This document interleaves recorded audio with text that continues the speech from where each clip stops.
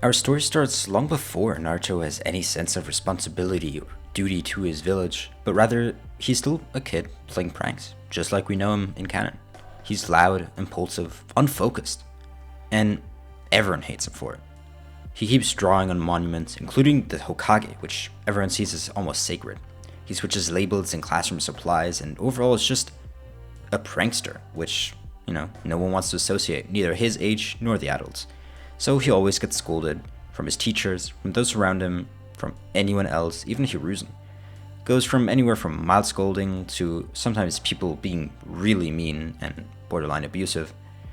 But especially Iruka shows frustration, not really with anger like the others, but much more with concern for Naruto himself. Someone showing concern for Naruto is almost like a miracle to him. No one really wants to talk to him, sit with him, or really associate with him at all, unless he's the one pulling pranks, and well, then it's kinda hard to avoid him. He really doesn't understand what's going on. I mean, it's not like he did anything to them, but it feels like especially older people just despise him for no real reason. It's not a hate, whereas everyone tries to hurt him as much as possible, but no one accepts him as one of their own. But that hurts him just as much, maybe even more, because at least then he would be getting attention, but like this, he's not. He occasionally has a reason to talk to, which is nice, but other than that, it's hard. He's lonely, if anything. So what he likes to do to pass the time is walk around the village. He's seen every corner of it, at least that's what he thinks. He looks at all the cracked stones, the faded clan symbols, worn smooth by time, and without really explaining why, it just feels right to be there. It feels like a lot of history, especially the area near the Forest of Death, where rarely people ever go, so it's one time where he actually wants to be lonely. Or alone, rather. Not lonely. He never wants to be lonely, of course. And so, after being honestly a model student for a while, not pulling many pranks, and trying to be an honest person, something just snaps in him where he has to do something. So, he does one of his biggest pranks yet, and tries to embarrass a high-ranking Chunin, which goes terribly. As soon as the three Chunin realize what's happening, they immediately try to chase after Naruto, who was just giggling from ear to ear. Just as he started running, he saw Iruka in the corner of his eye. Again, not with anger, but just disappointment, which hurt him more than any Chunin running after him. He's done this 1,000 times. But this would not be the same as all of those other times. For the first time, the Chunin didn't give up. They kept chasing and chasing until he didn't know what to do anymore. So he did the only thing he knew they wouldn't chase him to. He ran near to the Forest of Death. There he once again saw the cracked stone and marble, which surely would have looked great in its time, but has degraded over many years. Finally checking and making sure that no one was following him again, he turned around, took a deep breath, and thought about what he was even doing here. It doesn't make sense. Why should I keep doing these pranks? Just to run away. It's not like anyone really cares the day after. They hate me already, he thought as he bent down to look at one of the cracked symbols. It almost reminded him of the Uchiha symbol, but it looked kind of different. It was probably a clan symbol though. He thought for a while, and wait, isn't this the Uzumaki seal? He didn't pay much attention to class, but since that was his name, he kind of should know his own seal. Though he also knew that there weren't many Uzumaki hanging around nowadays, so this surely would have been a bit old, and probably there by accident. As soon as he stretched out his arm to take a closer look and feel it on his palm, the floor cracked. He hadn't realized it till then, but he was standing on an old floor of a house. As the floor collapsed, Naruto was out for a bit, but soon recovering from it, he realized there was a basement, almost like a vault, keeping something hidden. But it didn't look particularly interesting. In fact, it kind of looked like a library. It had a bunch of scrolls tucked away in every corner and filled to the very top, or I guess the bottom of the house, really. He was never much of a reader, but these did look interesting. He guessed that not many people had read them since they were put here at least. Something did feel familiar. He noticed more of these Uzumaki symbols, and almost like a silent humming coming from them. He felt it through his core. Is this what chakra feels like? He hadn't mastered that, so he wouldn't know. But it would make sense. I mean, the Uzumaki were quite powerful clan, and they were known for their chakra control and sealing techniques. He did know that at least. After another minute or so, he realized, was he breaking into someone's house? Surely not, right? This looked abandoned. But then again, he was already in enough trouble and didn't want to lose any more of his freedom. So just as he was about to leave, he heard a voice. Young Uzumaki, you, heir to the clan, must learn our secrets. Naruto turned around as if haunted by a ghost, but he knew ghosts weren't real. He's not a kid anymore. But what he was looking at was a ghost? It was reddish, glowing, but almost see-through. Was this some jutsu? Maybe a genjutsu? He knew those were used to make illusions, and this looked like one. This is no illusion, young boy. I am what remains of our powerful clan. We were once talked about in the same sentence as the Uchiha and the Senju, and now we are but dust. But alas, at least one of us still lives, and so I will help impart the Uzumaki clan's library and all the knowledge impaired in it onto you, the last Uzumaki. The words rang deep, and Naruto thought about it. This old guy, whose form wasn't even solid, was this really an Uzumaki like him? And was he really the last one? He knew they weren't common, but the last Uzumaki. What happened to the others? Obviously the village failed, but surely there were other Uzumakis around the other 5 villages. But before he could respond to this mysterious figure, it vanished. Was he dreaming? Did he hit his head too hard? He wasn't sure what was going on, but he was sure that he'd done something to upset old man Hiruzen. So he left, promising to come back tomorrow. After being chewed out by Hiruzen all morning, with the Chunin in question being in the corner of the room making sure Naruto was talked to, Naruto was finally free to make sure on his promise and go back to this basement, library, house, whatever it was. But this time he came prepared. He had some water and food, and made sure that he'd at least have a full day of being able to explore this place without having anything else to worry about. When he arrived at this library basement of whatever it was, he didn't see this mysterious figure again. Maybe he really was dreaming, or he just hit his head too hard, which could definitely be the case, as there was a nasty bump on it this morning. But he did something which was very uncharacteristic of him. He actually took one of the scrolls that was in the wall and opened it. It was interesting to be sure, but not really anything he could understand. It was something about sealing jutsu, which he had heard of, but didn't know what they did, and definitely not how to use it. In truth, he didn't know how to do anything jutsu related, really. He tried and tried many times, but he could never get his chakra down, so any kind of jutsu would be useless. But he continued reading. Maybe if there was something about sealing techniques, then surely there would be something for a beginner like him, teaching him about chakra, or some basic jutsu which even he could do. So he looked, and it took him half a day, until finally, he found nothing. After having read what felt like 1,000 scrolls, he was done. But then he saw another one of these seals, the Uzumaki ones. He didn't see anything about how to use chakra, but maybe if it was glowing yesterday, maybe he had something to do with it. And in fact, it was related to his chakra. So he tried, and he pressed his palm on it again. And this time, it again started glowing, an orange-reddish color. And once more, he heard the voice he heard yesterday. And this time, the man seemed maybe a bit more solid. Maybe he was delirious again, but he had drinking and eaten enough, so he wasn't crazy. I already told you, I'm not an illusion. You must listen to me. I am real, and I am an Uzumaki, though I'm not alive anymore. I see you've read a lot of our scrolls, but have not tried any jutsu. Is it because you can't? If you want, I can help you. Of course, I have mastered many sealing techniques, and really, most jutsu. But I see you don't recognize me, so let me introduce myself. I'm Iruta Uzumaki, once leader of our proud clan. And as to how I'm here, even though I've been long gone, I've sealed myself into this place, knowing that once in the future, I'll be called again by someone like you, a future Uzumaki in need of help. However, I was not planning on it being the last Uzumaki, but that makes my mission even more crucial. I will help you become the best shinobi you can be and aspire goals while still reviving our clan. Do you agree? This time Naruto didn't even hesitate. He screamed, "Yes, of course!" That's what I like to hear, kid. Alright, so is it really true that you can't perform any jutsu? Naruto explained the truth, and explained that not just the jutsu, but really anything chakra related he was kind of terrible at. But since the Uzumaki were known for their massive chakra reserves, Iruta would know how to fix this. And so they started practicing. Iruta explained the basics of chakra control, and some light exercises on how to start. Naruto was still a kid after all, so they wouldn't do anything crazy.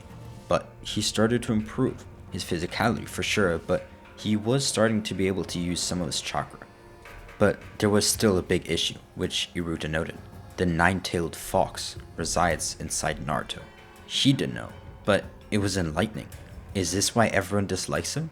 Is this why he's viewed as a bad omen in the village? Iruta explained what a tailed beast, or Biju, is, as well as its holder, known as a Jinchuriki. He also noted that historically, Uzumaki were often used as hosts as they had massive chakra reserves, and would have an easier time holding back the tailed beast's power. And with that, Naruto and Kurama had their first meeting. Once after training, Naruto woke up, but not in the place he'd gone to sleep in, which he now called the Uzumaki bunker, but rather in what looked like some sewer. There was water everywhere, and it looked pretty dirty, honestly. In front of him was a massive cage. Inside, a nine-tailed fox. This tailed beast he'd heard so much about, he knew instantly what it was, and inside it was scowling. There was a brief silence, but Naruto was the one to start talking. He found out later, of course, that Kurama was the tailed beast's name, but he didn't know it at the time. He introduced himself as Naruto Uzumaki, the last Uzumaki, and the host of this tailed beast. It kind of caught Kurama off guard. This kid was so nice, he didn't really deserve to be hated by everyone just because of what was inside. But alas, that's what Naruto was given at birth, and there was no fair in this world. After Naruto's introduction, Kurama introduced himself as the nine-tailed fox, Kurama. He also said that he was willing to enter a pact where he would not try to deter Naruto's training, instantly shooting up Naruto's control of chakra as well as being able to do some basic jutsu by now. But this was far from Kurama being friendly, helping him, or even really doing nothing at all. He was still zapping Naruto's power, just not as much as before, which was enough of an improvement for now not to complain. Iruta was happy with this, knowing sooner or later they would have to talk to the tailed beast, and this was a good start to the negotiations. And so they ignored Kurama for a while, focusing on Naruto's training instead. Actual jutsu, cloning jutsu, the switching jutsu, as well as actually starting the sealed, which Iruta was master at. There were enough sealing jutsu in the scrolls Naruto had seen that it was a lifetime worth of training, and even those around in school noticed that Naruto was improving, his teachers as well. There were no pranks at all anymore from this kid, so no one really had that much of a problem with him anymore, other than of course him being a Jinchuriki. And now it even looked like he would actually complete the Genin exams and succeed, which Iruka was massively joyed by. All this resulted in Naruto actually becoming a better person. He wasn't this awkward kid with no friends. Well, I mean, he still didn't really have many friends, but he wasn't outwardly annoying. He was paying more attention in class, and those like Choji and Shikamaru, who didn't really have that much of an issue with him in the first place, actually started to get along with him. Having real friends in his class was incredible. He'd never had anything like it, and a month earlier couldn't even imagine it. Iruta was slowly evolving to a father figure of the sort. But that doesn't mean he didn't go hard on training. Naruto was training in all of his free time, either mentally preparing himself, learning, reading new scrolls, or doing physical training. That's not to say his seals were missing at all. In fact, he was practicing the adamantine sealing chains, which, although Naruto didn't know it, were originally used by Kushina to seal Kurama, and were important for any self-respecting Uzumaki to know, especially a Jinchuriki who had to be able to seal his own tailed beast, which also helped Naruto in tightening his own seal, which stopped chakra from flowing out and allowed him a bit more control over his own chakra, as well as decreasing the risk of him going berserk on more than 4 tails of the Jinchuriki power. As hours of training turned into days, weeks, and even months, slowly Naruto started growing up. Sure, he became stronger, and Iruta was proud of him for that, but he was becoming smarter, more attentive, honestly, responsible. But what he needed was control. He needed to be able to control his chakra, his emotions, and his body if he wanted to become a good shinobi and even reach his goal of Hokage, which still seemed a million miles away for now. To do this, Naruto went back to the basics, including basic sealing and even getting Naruto some better education. He sat cross-legged in the center of the vault, this library. He now called it the Uzumaki bunker. He's sweating. He isn't doing push-ups though. He's trying to draw a perfect circle. This is important, sure, to be able to draw, but he didn't really care about that. He needed to be able to draw well for his seals. Naruto went on length, talking about Naruto's chakra, and that it's not just large, but it's turbulent in a way that Naruto can't control it, at least for now. It's a red mass, like a star. It's the sun itself, which has so much power, but there's no way a kid Naruto could even come close to controlling it. That gives him a realization. You can't build a house on a shaky foundation. That's why we need to go into the basics, Naruto said. That's incredibly important considering the one in your belly. He alluded to Kurama, of course, which he didn't want to anger.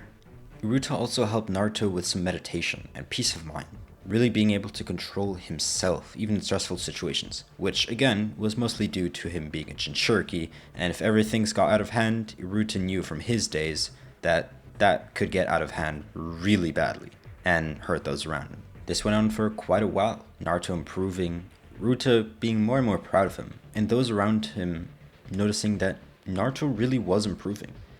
And that led to him actually not being hated by his peers. He got some friends, if you could call them that. Choji and Shikamaru certainly didn't hate him before, and now they did actually tolerate him. Around a month before graduation to become Genin, Naruto, during a break in the academy, went to the roof to practice some of his sealing techniques, known as Funjutsu, the art of sealing.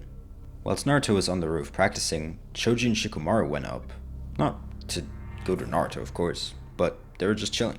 And when they went up, they saw Naruto with an apple on top of a paper. He was trying his best to seal an object inside of a scroll, but it certainly wasn't easy.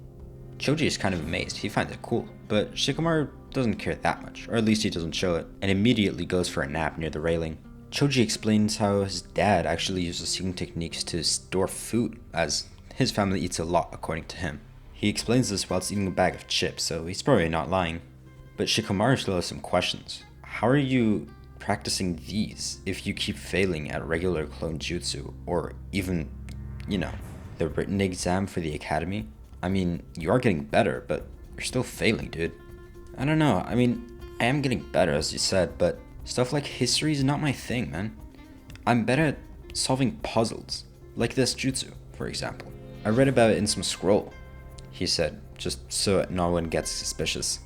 And just then, Naruto felt at peace. He took a chip from Choji, and they relaxed. They slept under this clear sky and missed their next period, but he was still happy. Having even acquaintances was so much better than what he used to have. And then, after a while longer, it finally came down to the Genin exams. The written part was already over, and now they would each have to show a jutsu, famously including the clone jutsu, which Naruto always sucked at. He tried, and he failed again. He couldn't get it. He was getting so much better, and he was good at other jutsu, just for some reason this one never worked out. Events followed as in canon where Mizuki tried to control him, to get him to steal the scroll of sealing, which Naruto did, though this time, of course, actually wanting to seal the scroll. Not really to steal it per se, but he did want to know what was inside. Having read what felt like 1,000 scrolls in the library, he now kind of had an idea of how to read them, as well as how to pick up things quickly. And so as soon as he had his hands on the thing, he started reading quickly. And he found something interesting, called the multi-shadow clone jutsu. It worked kind of differently, and felt more naturally, maybe? So he tried it, and immediately it worked. Ah, I see. This one's not an illusion, it actually splits your chakra. And since I have so much, it must work much better than the normal clone jutsu. Interesting. The reason I couldn't do the normal one is I have too much chakra, too much water for the cup, so I need to make more cups. Naruto theorized, as he'd become a lot more self-reflecting and smarter, thanks to Iruta teaching him. Naruto continued practicing for a couple more minutes and continued reading what was in the scroll, as he could always practice later now that he knew how to do it. Huh, this is getting interesting, Kurama muttered, as he was now able to hear and see some of what Naruto was doing, though of course he didn't have full control. Finally, Naruto was almost caught off guard with Mizuki charging him with a giant shuriken in hand. Naruto leapt out, but he didn't punch back. He threw 3 kunai with paper tags attached, a paralysis seal. He prepared it in the library in the event that he would ever need it, but he didn't think it would be against a teacher. They're not really meant to be able to stop a Chunin or anyone that strong, but they did make Mizuki hesitate for a split second, which brought Naruto some time. He crossed his finger. The chakra felt smooth, and he knew he couldn't embarrass himself in front of a tailed beast. And so he decided it only felt right to use what he just learned to actually attack and perhaps defeat his opponent, the Shadow Clone Jutsu. But this time he wasn't just gonna try, he was gonna put everything he had into it. He was maybe gonna leave some control, but put in all the chakra he had, though it would leave him worn out later. But no time to think about it further, so he put in all of his chakra, and thousands of Narutos appeared, all throughout their surroundings, which meant Mizuki could not escape even if he was a lot faster than Naruto. But not like in canon, these Narutos are actually controlled. They prepare and wait for Naruto to give the signal, and then all attack at once. It's like his own personal army of himself, though of course they are much weaker than a real person. But certainly strong enough to control Mizuki and eventually hand him off to Iruka, who was getting close a couple minutes later. Seeing that Naruto was able to master the clone jutsu, though under some interesting circumstances, Naruto will also receive the headband given to all genin from Iruka, which Naruto proudly showed to his Uzumaki teacher, Iruta. By the way, I hope the names don't get confusing, sorry about that. Naruto is thrilled, and Iruka and Iruta are both very happy that their student, Naruto, is finally taking a first step to his actual goal, becoming a shinobi and maybe, though no one believes it yet, becoming the Hokage. Next morning, everyone's excited. The classroom is buzzing. Everyone is going to receive their Jonin instructor. In the original timeline, this is where Naruto jams a chalkboard eraser into the doorframe to prank Kakashi. It's iconic for sure, but not something this Naruto does. He's sitting at his desk, eyes closed, tapping a rhythm on the wood. He's mentally reviewing the stroke order from an explosive tag that Iruta forced him to memorize the night before. He should be prepared after all if he wants to really become a shinobi. This annoys Sakura though, who's weirded out. She's expecting him to jump on tables, yelling about how slow the teacher is, but he's not doing that. He really has changed, hasn't he? He's quiet. Sasuke knows it too, as they are the only ones that are still waiting for the Jonin. He looks at Naruto and thinks, finally, he stopped being annoying. When Kakashi slides open the door, there's no eraser, no prank. He walks in, looks around, sees 3 genin sitting there patiently, and he smiles. But he is suspicious. My first impression? You guys seem boring. Meet me on the roof. Huh? He's gonna make us wait that long and then just meet us somewhere else? Is this guy crazy? Sakura says, and she does have a point. Naruto finds it weird for sure, but he did hear before that Kakashi is known for being different. After introductions are done, we go to the training ground, the bell test. The objective is the same, get the bells, but the dynamic is completely different. When Kakashi says start, Sasuke and Sakura hide, not as usual, but Naruto, he would charge him head first, right? That's what they thought. But Naruto performs a hand sign and vanishes into the bushes. He's prepared. The loud one learned stealth, Kakashi said. He had heard of Naruto and his antics, but this was not what he expected. As the test continues, Kakashi tries to find Sakura and Sasuke as he saw them run off into the forest. Sasuke tries his fireball, while Sakura stays hidden, but Naruto is still setting the board. He's using some utility scrolls he made in the library earlier. He's even stringing up tripwires, not for a generic ninja, but with wire enforced to weak chakra seal, which Iruta taught him, and it is faint, but it definitely does the job in restraining even a strong shinobi, though he is worried that a Jonin is too far above his level. When he's done, and Kakashi's in his field open, Naruto finally steps out. He throws a kunai, which Kakashi catches lazily between his 2 fingers. Naruto performs a half seal. Pop! The kunai wasn't a weapon, it was a carrier. A small smoke bomb which was attached to the handle that now detonates. It doesn't hurt Kakashi, but it blinds him for a split second. which Naruto uses not to attack, but he shout, "Sasuke, left flank, Sakura, flush him out." The goal here is to do teamwork, which Naruto notices. They obviously couldn't get even a fraction of the strength necessary to defeat a Jonin, but maybe as a 3? But even then it wouldn't make sense. They just became Genin. The gap between a Genin and a Chunin is strong, but a Jonin is even stronger than that. How are they supposed to do anything? But this was the best plan he had, so he's trying to coordinate. He's trying to be the bridge between the two, as he knew they weren't very close. Sasuke actually listens, because Naruto isn't acting like an idiot for once. He throws a shuriken, which Kakashi deflects, and he is forced to step back and now pay attention to 2 targets. Right into Naruto's wire trap. For a moment, just a moment, Kakashi is actually immobilized and overwhelmed. But of course, that doesn't last very long. He is a Jonin. But then Naruto notices something he didn't account for. Kakashi uses substitution jutsu, and in front of him, he only sees a log, whilst Kakashi is now standing right behind him. That was the closest they would ever get in this trial to defeat Kakashi. But as the timer slowly ran out, they failed. In truth, Kakashi was only then taking it actually seriously. Of course, these guys weren't as strong as him. They were just children. But still, this was a lot better than he expected. Given Sakura wasn't very good, but there's room to improve for everyone. As Kakashi told him they passed, he asked Naruto how he learned to rig a kunai like that, to make a trap, and to coordinate with his teammates. And Naruto just responded that he reads a lot, and he's a big fan of strategizing, which Kakashi took note of, even though it was a bit suspicious. As Team 7's now formed, they do a bunch of D-ranked missions, but nothing that's actually interesting. They find stray kittens and whatnot. But no one finds that interesting, so after a bit of convincing Kakashi and then Hiruzen, they finally get a C-ranked mission. Team 7 heads out of the gates to protect Tazuna and escort him to the Land of Waves. Team 7 heads out the gate, and the dynamic is already shifting. Naruto would be bouncing off the walls, being annoying, because it is his first time outside the village. But this time, not so much. While they walk, Naruto is fiddling with a small brush and a scrap of paper, practicing strokes for his seals. It drives Sakura crazy for a different reason now. She thinks he's ignoring her, but Kakashi notices that the kid is actually keeping pace with the group while being a bit distracted. That's a level of multitasking he didn't have a month ago. Naruto is improving quickly, and even Kakashi can notice that, even though he hasn't known it for long. Things immediately go sideways when they hit a puddle on the road, even though it hadn't rained for a while. In the original timeline, Naruto froze out completely when the demon brothers attacked. He was terrified. But now, Naruto spent weeks in dusty basement with a ghost who drilled situational awareness into him.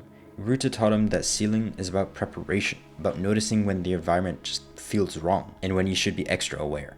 When Kakashi is instantly targeted, Naruto doesn't lock up, he'll react. He doesn't have the speed to fight Chunin level assassins yet, but he has a toolkit. He throws himself in front of Tazuna to protect their VIP. Not with a kunai, but with a pre-written barrier tag. He slaps it onto the old man's chest. It's a weak seal, barely enough to straight shuriken, but it does show where his head at. He's prioritizing the client, which is of course what they're paid to do. Sasuke still comes up with a shuriken save, looking cool as always, but when the dust settles, he doesn't turn to Naruto and call him a scaredy cat.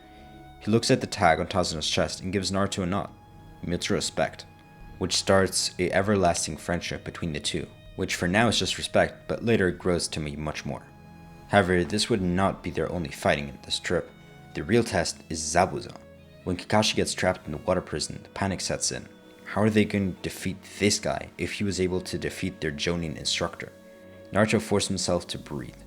He uses the mind anchor, a technique Naruto taught him that was a type of meditation to calm down in stressful situations, which allows him to come up with a demon shuriken plan that he showed in canon.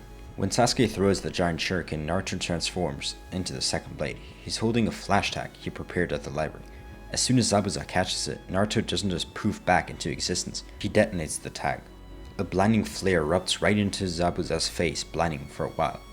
It buys them crucial split second for Naruto to graze Zabuza's cheek and force him to release the prison that was holding Kakashi. It was kind of reckless, sure, but it worked. And even Zabuza had to admit that this was a pretty good plan, which forced him to escape before he was caught by Kakashi. Later, when they go to Tazuna's house, and Naruto meets Haku in the forest, before they realize who each other is, they actually have a deeper talk than they did in canon. Naruto explains that he cares about his legacy, about his family's legacy. though he does mention that he's an Uzumaki, which allows him to connect a lot with Haku's desire to be useful to someone, though, of course, Naruto doesn't know that someone is Zabuza, who tried to kill him the other day. Though, of course, Naruto also has a strange person that he wants to be useful to that he also doesn't mention, that being Iruta, a kind of ghost, keeping alive his clan's legacy. Though he also thinks about his friends Shikamaru and Choji, who he's grown to care about, and even his team, though he's not a huge fan yet. He does kind of care about his instructor and Sasuke, and of course he doesn't want Sakura to be hurt, though he doesn't consider her a friend. Until the last part of their mission, they finally get to the bridge, which has 100 goons waiting for them, and forces Naruto to fight against Haku. But Naruto needs time to weave his sealings, which Haku gives him none of. Haku's fast and relentless. Naruto is tossing blank tags on the floor, trying to create a distraction. Some smoke, maybe a small explosion which could catch Haku off guard, giving him some time, but nothing. And then Sasuke tries to help him. He steps in front of one of the needles, and he falls. Naruto snaps. The seal weakens, and the red chakra is slowly flowing out. But this is exactly what he's been training for. The seal is strong enough to hold, and Naruto's mental fortitude is better. It feels so different than what he expected, but he is able to control part of it, though at great difficulty.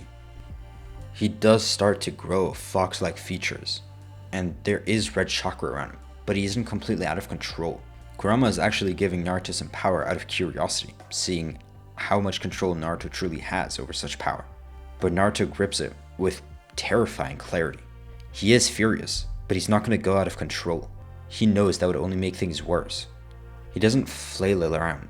He looks at Haku and says, "You broke him. You shouldn't have done that." He moves faster than I could see, even faster than Haku, who is going at supersonic speeds, grabbing Haku's wrist mid-attack. He isn't just using raw power, he's precise. He still remembers all of the techniques he learned, all of his taijutsu. He punches through one of the ice mirrors, shattering the crystal with a chakra-loaded strike that feels heavy, kind of like what Tsunade does, but obviously nowhere near that level, which allows him to defeat Haku, not by overpowering blindly, though of course he has crazy strength now with some of Kurama's chakra, but by using his techniques and keeping true to his true nature, remembering what he learned and staying intact, not going out of control. Though when the dust settles, the situation kind of ends the same as in the original story. Zabuza dies beside Haku in the snow, on that bridge. Naruto watches in silence. He doesn't scream about unfairness this time, he knows it. Deep down, he feels solemn sadness. He realizes that the Uzumaki clan died out, and so did Haku, for the same reason. They were too strong, and too loyal, and too good for this world. As they leave the Land of Waves, Naruto carries Zabuza's massive sword on his back for a few miles before his stamina goes out naturally, just to show some respect. He's not coming home as a loudmouth prankster, he's walking back into the Leaf as a guy who understands that this world is rough, and not all good. Kakashi sees this change in real life. He realizes he doesn't have to worry about Naruto's motivation. He sees that there's enough fire in him to propel him all the way to Hokage if he really wants to. In fact, Kakashi is more so worried about keeping up with Naruto's strength, seeing that Kurama's power really does flow through him, and he's even able to control some of it, which he was shocked by. The Land of Waves has come and gone, and Haku and Zabuza are dead, and Naruto's learned that sometimes survival isn't about being the strongest, it's about staying alive long enough to figure out a solution. With that being said, now we approach the Chunin exams, where shadows are already waiting in the Forest of Death, a predator waiting to see what the last Uzumaki is made of. The air in the Uzumaki bunker was always cold, but tonight it felt freezing. Naruto sat cross-legged in the center of the seal-etched floor, his breathing ragged. He wasn't physically tired, the Uzumaki stamina took care of that, but his mind felt bruised. Above him, the flickering red projection of Naruto Uzumaki paced back and forth. The ghost stopped, looking at the boy, with a scowl etched into his spectral face. "You let the beast drive," Naruto said. It wasn't a question. Naruto looked at his hands. I had to. Haku, he was too fast. I got angry, and the red chakra just spilled out. "And you survived," Naruto countered. "Because the beast allowed you to survive. Not because you commanded or controlled it," Iruta kneeled, bringing his face to the same level as Naruto's. Listen to me, boy. The Uzumaki were feared, not because we were monsters, but because we could hold them. The adamantine chains, the technique you felt trying to surface, the one that holds back the tailed beast, it is fueled by emotion, yes, but it is forged by will. If you use rage to crack the seal, you're just opening the door for the fox. You must be the lock, not the battering ram. Iruta points a spectral finger at a blank scroll on the floor. Pick up the brush. We are not learning a weapon tonight. We are learning a failsafe. If you ever go out of control again. For the next hours, Naruto didn't sleep. He painted. Under Iruta's harsh guidance, he crafted a specific complex design, a chakra suppressant tag, one always used in past to suppress Jinchuriki when they went out of control, or as a precaution. This is not for your enemies, Iruta warned as Naruto finished his final stroke. It is for you. If you feel the red chakra bubbling again, if you feel the hate starting to blur your vision, you place this on your stomach, over the seal. It will burn. It will hurt badly, but you will sever the fox's connection for a short time. Don't rely on his power, Naruto. The moment you do, you stop being a shinobi and start being a weapon. That's what they want you to be. Prove them wrong. Naruto touched the drying ink. It felt heavy. I got it, old man. No more losing control. Time moved quickly. The seasons turned and the village filled with foreign shinobi. The Chunin exams had arrived, and this time they would be doing them combined with the village of the sand. Naruto stood in the examination hall, surrounded by older, deadlier ninja. Killing intent radiating from the proctor, Ibiki Morino, was thick enough to taste. In the old timeline, Naruto might have panicked. He might have screamed at the proctor to mask his fear. But Naruto had spent months in a bunker, with Warring States veteran who made Ibiki look like a substitute teacher. He's not scared. Naruto sat perfectly still, closed his eyes for a second, activating the mind anchor meditation Iruta has drilled into him. Breathe in, ground the chakra, breathe out. He opened his eyes and looked at the test. Cryptography, physics trajectories, histories of war. But thankfully, Iruta had him read up on actually everything. But even with this immense knowledge, this feels impossible for any genin or aspiring Chunin to know. Naruto picked up his pencil. He looked at question 7. It was a cipher, almost identical to the index system used in the Uzumaki Vault and taught to him by Iruta. He didn't need a cheat for this test, he actually just knew the answer. As he started writing, one of the proctors walked by and was surprised that the answer was actually correct. But that was about all the luck Naruto had. It's not like he knew every question. For the rest, Naruto didn't use a Byakugan or bugs like the others, but he did have something up his sleeve. He pulled a small, shiny strip of tape from his pouch, a remnant of a light reflection seal practice, and stuck it to the end of his pencil. By adjusting its angle, he mirrored Shikamaru's answers, who was sitting right behind him. Tactical, but most importantly, quiet. He didn't get caught. But of course, on this test, there were only 9 questions, but there should be 10. When the 10th question came by, whether to leave or risk permanent failure of a Chunin rank, instead of giving a passionate speech like in canon, he just sat there, crossed his arms, staring at the proctor Ibiki dead in his eyes. He had made a promise to Iruta to fix his clan's legacy, and to find out if there are other Uzumaki out there. Leaving now would be an insult to the dead and his clan. Just then he heard, "All of you who remained, you pass." The second stage of the Chunin exams would not be so easy though. The Forest of Death wasn't a test, it was like a hunting ground. Team 7 moved through the dense canopy. Sasuke took point, Sakura watched the rear, and Naruto was stopping every 50 yards. "Naruto, stop stalling," Sasuke hissed, who wanted to do it as fast as possible. "I'm not stalling," Naruto whispered, crouching by a tree root. He pulled out a pre-written tag and slapped it onto the bark, covering it with mud. "I'm securing our exit." "Tripwires?" Sasuke asked. "Low-yield noise tags," Naruto corrected. "If something chases us, I detonate these, a wall of sound to cover our tracks." The Uzumaki don't run fast, but they are smart. Sasuke huffed, but he didn't argue. He'd seen Naruto's traps work in the Land of Waves, and even against their Jonin teacher, Kakashi. They made camp in a hollowed-out tree. Night fell, and with it, silence came. It was like the sounds of animals holding their breath because an apex predator had entered the cage. Everyone was scared, and so no one made a move. They'd seen before the exams all the scary-looking shinobi, and they were one of the few who were trying to become Chunin for the first time. They were lacking experience compared to everyone else. Suddenly a wind picked up, smelling of sulfur and rot. "Naruto," Sasuke said, his voice trembling slightly. "Wake up." Naruto was already awake. He felt it. A chakra so cold and slimy it made Kurama growl inside. Is this another Jinchuriki? He knew there was Jinchuriki of the first tailed beast in the village of the sand, who was known to be incredibly dangerous. From the shadows, a mysterious figure stepped out, the grass ninja, Orochimaru. But this time he didn't look at Sasuke, he looked at Naruto, or rather, he looked through Naruto.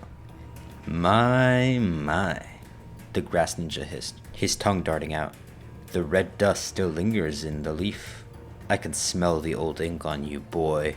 Naruto was creeped out, but he didn't ask who this was. He moved. Sasuke, Sakura, run! Naruto roared. He slammed his fist onto the ground. Barrier style, one-sided wall. An orange translucent barrier erupted from the ground between them, the Team 7, and the enemy. It wasn't strong. It was a tier 1 barrier meant for camping, but it was solid. But their opponent didn't even weave a sign. He opened his mouth, and a massive summoned snake launched forward, slamming the barrier. The barrier shattered like glass. The force threw Naruto backwards, slamming him into a tree, so that the wind was knocked out of him. Terror. Pure, unadulterated terror seized him. This wasn't like a Zabuza. This was a completely different kind of monster. Naruto looked inward. Is it time to use Kurama's power again? But before he finished his thought, the fox only roared back. Gladly. A chakra exploded out of Naruto, but this time he remembered the lesson. Don't let him drive you. Naruto forced the rage down, channeling the power into his blood. He also had the seals ready to put on his stomach to contain the red chakra. Uzumaki style. Naruto gritted his teeth, blood leaking from his mouth. This was intense. Even with all this training, it's not like he has even a speck of control over Kurama. A spectral golden chain erupted from Naruto's back. It was faint, barely visible, thrashing wildly like a loose fire hose. Orochimaru's eyes widened. He looked delighted? The adamantine chains. Incomplete. Raw. But magnificent. My, you do hold some surprises, don't you? The chain whipped out, catching Orochimaru across the cheek. A thin line of blood appeared on the Sanin's pale face, which he immediately licked back with his long tongue. You have a good teacher, Orochimaru whispered, blurring forward. He was too fast, Naruto couldn't track him. This is like the ancient Uzumaki clan head, one famous for using his shields not as a defense, but as an offense, even at long ranges. The almost legendary figure Naruto Uzumaki. Surprising that anyone would be able to use a similar technique as him. Though of course in terms of power they're not even comparable. How quaint. But class is dismissed. Orochimaru's finger burned with purple chakra. He slammed his hand directly into Naruto's stomach, right over the seal. 5 element seal! Immediately Naruto started screaming. It felt like molten lead being poured into his gut. The connection to Kurama's chakra instantly shut. But not just that, it felt like his Uzumaki connection to Naruto started closing. Everything started going dark, and Naruto fell to the ground unconscious. For the first time in months, his mind was completely, terrifyingly silent. When Naruto woke up, he was in the tower. Is the exam over? He thought. Later, he learned that 3 days had passed. He sat up, clutching his stomach. The bruises of the 5 element seal were ugly, disrupting the even spiral of his original seal. It looked ugly. Naruto? He tried to meditate. He tried to push chakra into the mental pathway that led to the bunker, to his Uzumaki self, but nothing worked. It was just static. Now he felt just like he was before he ever met Naruto, before he ever accidentally stepped into that vault. Panic rose. Without that, he's just the kid who couldn't even do a clone, a failure, the prankster of Konoha. No, he muttered, forcing himself to stand, his legs shaking. Naruto said, I'm the lock. If the key is broken, I have to fix it, or fight without. Meanwhile, the preliminaries began the next day. Naruto stood on the balcony, watching the matches. He felt heavy. His chakra's control was shot. The new seal was disrupting his flow like a jammer signal. Match 7. Naruto Uzumaki vs. Kiba Inuzuka. Naruto walked down the stairs. Kiba grinned, Akamaru barking happily. Easy win, Akamaru. Kiba laughed. Naruto looks like he's about to pass already. Hey loser, ready to get stomped? Naruto didn't yell back. He didn't have the energy. He got into a stance, lower, grounded, Naruto stance. The fight started, but Kiba was fast. He slammed into Naruto with a beast human clone attack. Naruto flew back, skidding across the stone floor. He tried to make a clone, but it came out as a pale, half-formed puddle. Even the shadow clone didn't work. Kiba laughed. What happened to all that big talk? You're worse now than you were even in the academy. Naruto wiped some blood from his nose. He couldn't use a jutsu. His chakra was fighting him. so he had to use the only thing Orochimaru couldn't have sealed away, his own blood. Naruto stood up and Kiba hit him again. Fang over fang drilled into Naruto's ribs. Naruto hit the wall, coughing more, but he stood up again. "Why won't you just stay down?" Kiba yelled, charging for a finisher. But Naruto waited. He took a breath. He reached into his pouch. He didn't have the chakra for a barrage. Kiba lunged. Naruto stepped into the attack. He took the claw to his shoulder, biting back a scream just to get close. He wrapped his arms around Kiba. "Gotcha," Naruto wheezed. "So what? I'll just..." Naruto smirked. "Paper bomb. Point blank." He revealed a tag in his hand, slapping it into Kiba's vest before kicking himself backward with every ounce of the strength he had left. Boom! Smoke filled the arena, and when it cleared, Kiba was unconscious, his vest scorched. Naruto was scorched too, his jacket smoking, but he was still standing. Swaying, but standing. Winner, Naruto Uzumaki. As the medics came for Kiba, Kakashi watched from the railing. His Sharingan was spinning. He'd seen the way Naruto moved. Sluggish, fighting against his own body. This isn't what he'd seen from Naruto before. He focused on Naruto's stomach, where his shirt had burned away. That mark, Kakashi narrowed his eyes. The 5-element seal. Orochimaru? Naruto limped up the stairs. He didn't cheer, he just sat down, clutching his stomach, desperate for a voice that wasn't there to tell him he did a good job. Silence remained. He needed a master, a living master. Somewhere in the village, a toad sage sneezed. Naruto has now survived the forest and the preliminaries, but at a great cost. His connection to his ancestors is severed. His chakras in chaos, and the enemies around him only seem stronger and stronger. To fix what the snake has done to him, Naruto will need to find one man who knows seals just as the Uzumaki did. A legendary Sannin of his own. Preliminaries are over, the weak have been weeded out, but for Naruto Uzumaki, the victory against Kibe Nozaki felt like a defeat. He's broken, not his bones, but his chakra, scrambling his own chakra, the Nine-Tails, and his special connection to Naruto Uzumaki. So basically, now Naruto is alone. And weak, of course. And on top of that, he now has a month until the finals. 1 month to fight Neji Hyuga, the genius of the Gentle Fist. And right now, Naruto can't even use chakra. The sun beat down on the hot springs training ground. It was humiliating. Naruto stood at the edge of boiling water. Beside him, Ibisu, the elite tutor Kakashi had pawned him off on, adjusted his dark glasses with a sneer. "Listen closely, Naruto," Ibisu lectured. "Your control is abysmal. You have too much energy and no focus. To walk on water, you must release a steady stream of chakra from your souls." Naruto gritted his teeth. He knew the theory. Naruto had made him read the scrolls on surface adhesion weeks ago. He knew how to do it. He stepped onto the water. Splash! He sank like a stone, the hot water scalding his legs. He scrambled out, gasping. "Pathetic," Ibisu sighed. "At this rate, Neji Hyuga will dismantle you in seconds. You have the reserves of a Kage and the control of a toddler." Naruto lay on grass, staring at the sky. He clenched his fists. It wasn't that he lacked focus, it was the seal. He could feel it.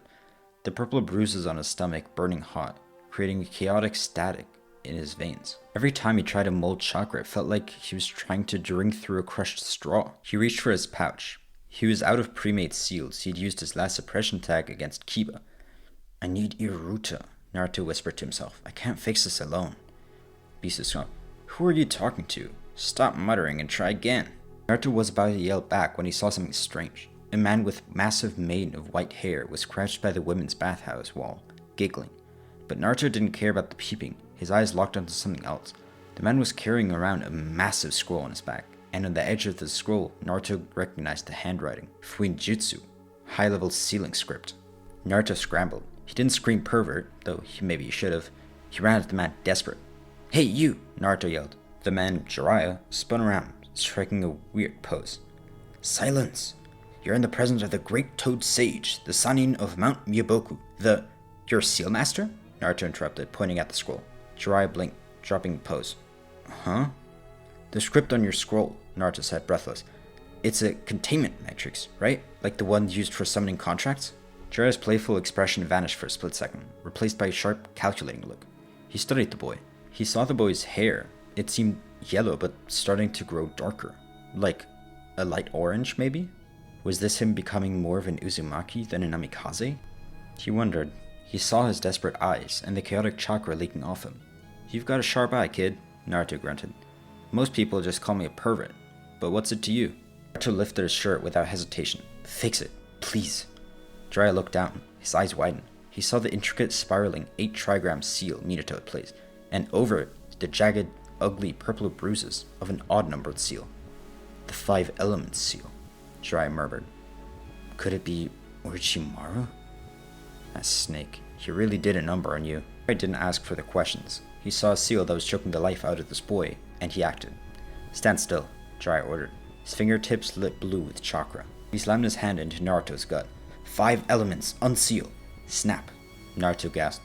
It felt like dam breaking. The pressure in his chest vanished. The static noise in his head cleared instantly. His chakra flooded back into his coils, smooth, heavy, and powerful. But it wasn't just his chakra. The connection reestablished, and the bunker in his mind seemed to open. And a voice, static-filled and furious, roared in Naruto's mind. Boy, report! Naruto fell to his knees, laughing. I can hear you, old man. You're back! Jiraiya raised an eyebrow. Old man? I'm not that old, kid. Not you, Naruto said, tapping his temple. Then he looked at Jiraiya. Iruta wants to talk to you. Iruta? Jiraiya froze. He knew that name. Every high-ranking Leaf ninja knew the history of the Uzumaki clan heads. Kid, what are you talking about? Naruto stood up. He formed the half-ram seal Iruta taught him. The seal to protect the bunker's interface outward. Manifest, Naruto commanded.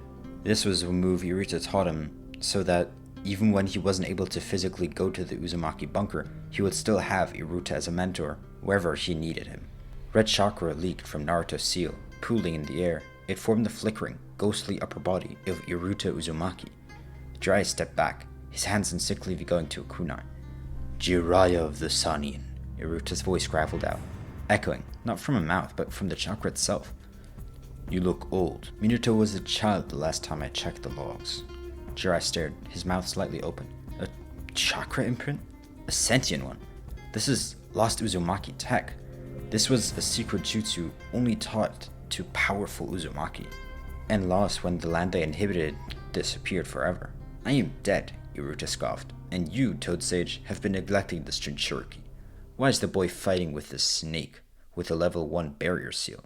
Pathetic. Teach him, and help him overcome his trials. The conversation that followed was one of the strangest in Naruto's life for sure. He sat eating a popsicle while legendary Sannin and a century-old ghost argued over his education. He needs power, Jiraiya argued.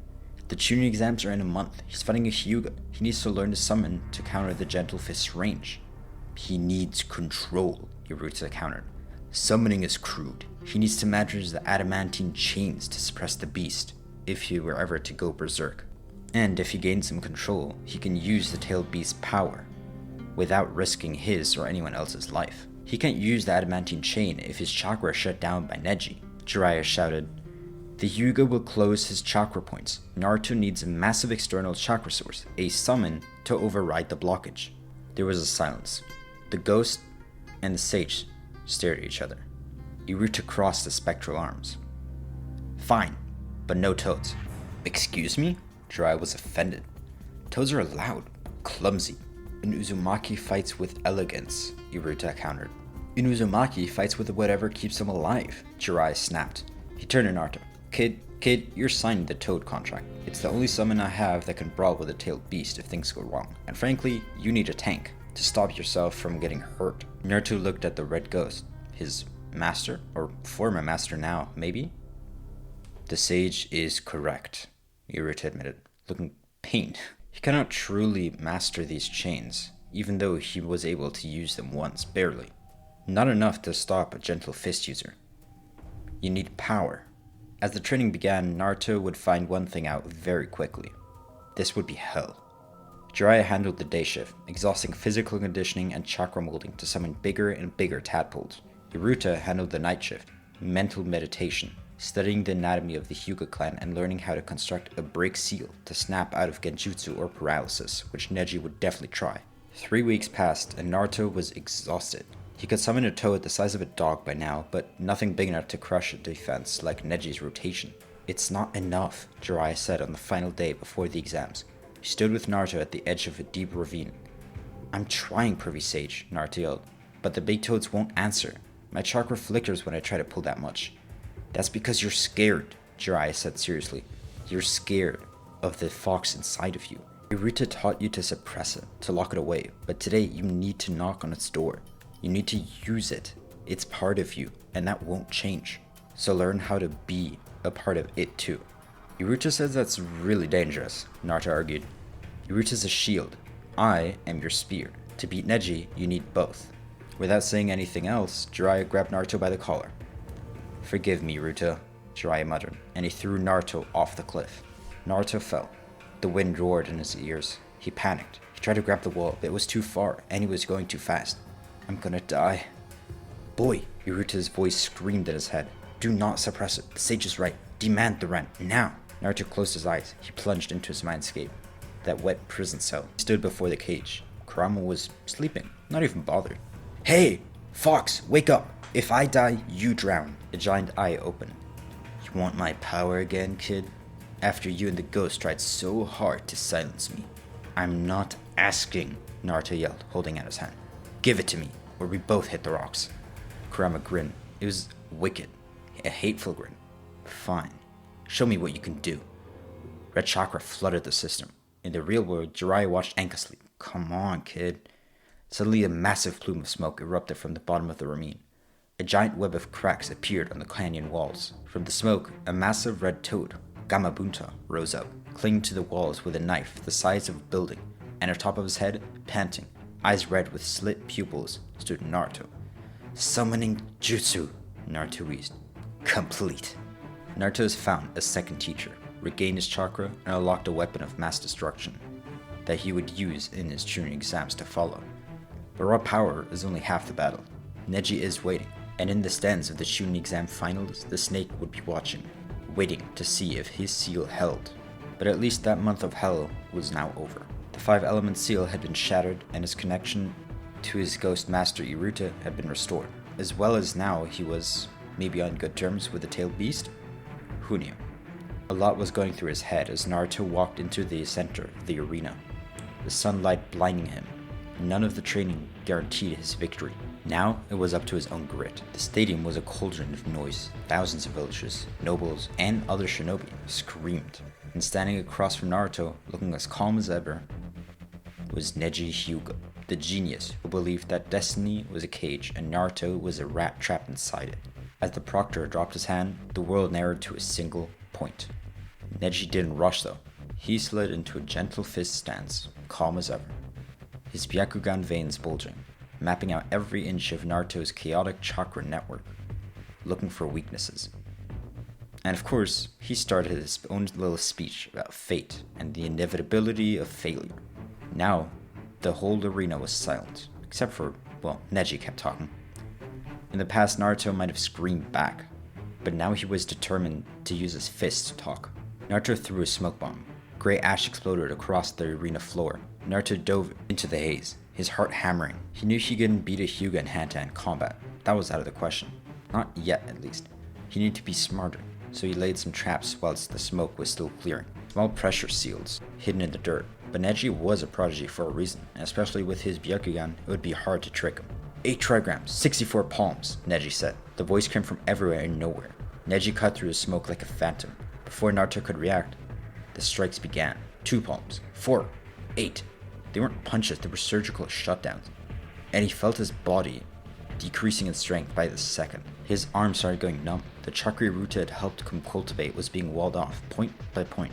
32, 64, Neji said. The final strike sent Naruto flying backward. He hit the dirt pretty hard. Neji turned to the proctor. His chakras are sealed. He cannot fight. The battle is over. But little did he know, everything was going according to Naruto's plan. Deep in the darkness of Naruto's mind, a door opened. It was in the calm, dusty library of the Uzumaki bunker this time. It was Naruto's cage in his mindscape, which contained the most powerful beast of all, the nine-tailed fox. Rent, Naruto thought, projecting the demand with every ounce he had left. Pay up, fox. Inside his prison, Kurama opened one massive eye which dwarfed Naruto. The beast grinned, sensing the desperation, and he obliged. A torrent of malevolent red chakra flooded Naruto's system, but it was controlled. It surged like a flashbulb, destroying all the blocked chakra points with violent force, but Naruto was still in control. He wouldn't let himself be violent or disruptive. Though still, this was a bit more chakra than expected. Dust and pebbles around Naruto started to float in the air. Neji, in his Byakugan, widened in shock as he saw the orange-red aura erupting from this failure. And how is his chakra back anyway? Naruto vanished. Now he was fast, and his plan worked phenomenally. He knew his chakra would be unlocked once Kurama's seal was opened, so it was all about getting Neji's guard down, which he was able to do after faking almost being defeated. Though it was honestly closer than he would like.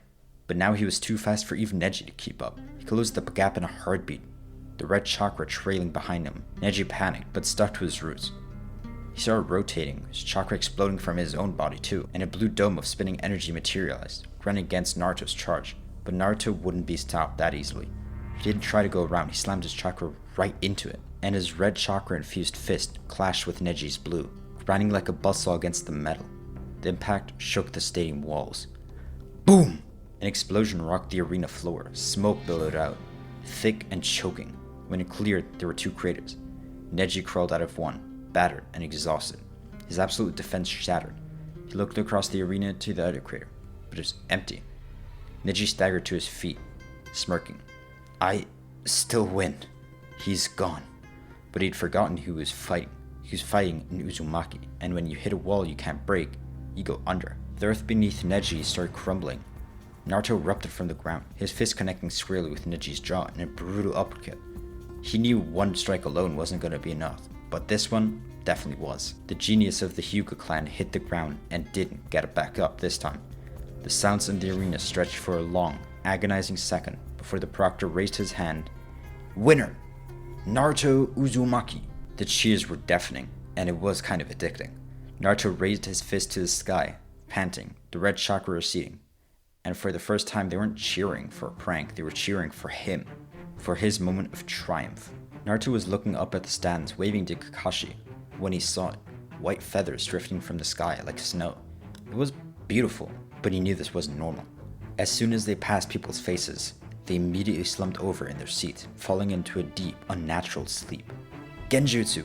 Iruta's voice screamed at his head, instantly shifting from mentor to a general in a war. Naruto, release! Naruto slammed his hands together in a ram seal. Kai! His chakra flared, dispelling the illusion before it could take hold. He looked around in horror. The exam was definitely over.